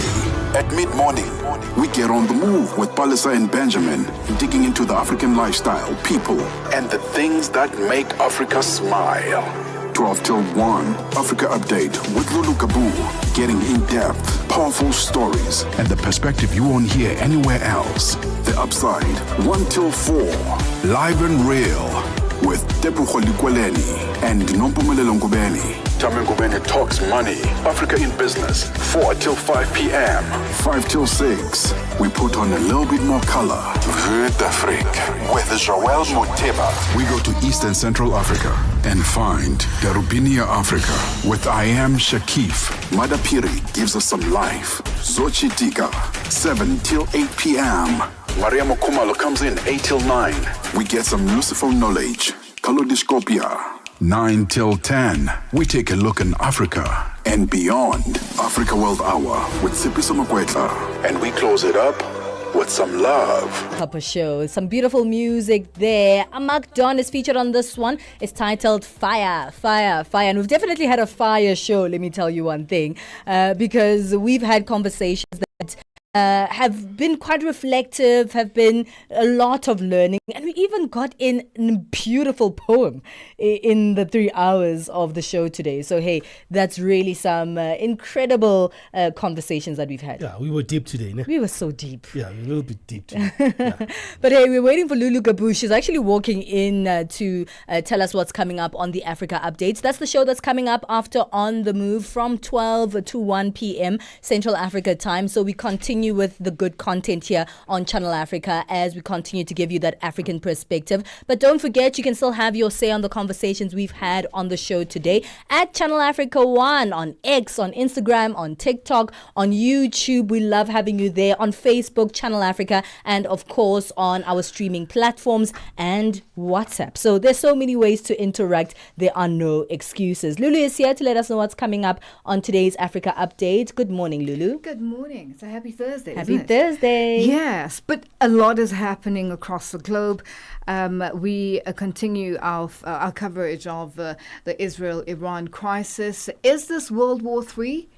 It's going to be a very interesting one because, if I think the last one I saw was Donald Trump being quoted as having said that if they get involved, there's no turning back. Says he might or might not. Exactly. So it's a wait and see type scenario. Ooh. But the question is, will it happen? And hopefully not. Mm-hmm. More than anything, we need peace in that region because the oil price is already escalating. Yeah. So true. We get impacted, we get affected. Mm-hmm. All right. And then also the world observing the International Day for the Elimination of Sexual Violence in Conflict. At least 25% of the Sudanese population is at risk of sexual violence being used as a weapon of war. So this is a major challenge not only on the African continent, across the globe, but as it states that it is being used as a weapon of war. It's a difficult one because it's always the women and children who really get affected when it comes to war or a crisis or instability in any country.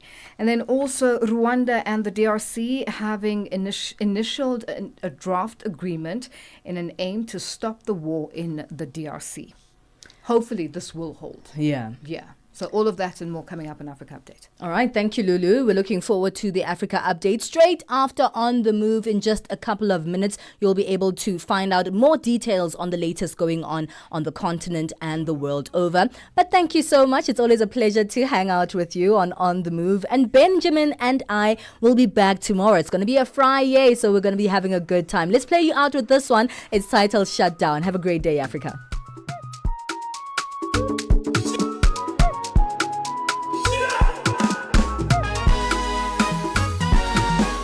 Hotlines with Shailen Dikumana, 10 till 12 p.m. on Channel Africa. Across borders, across time zones, on air, online. This is Channel Africa.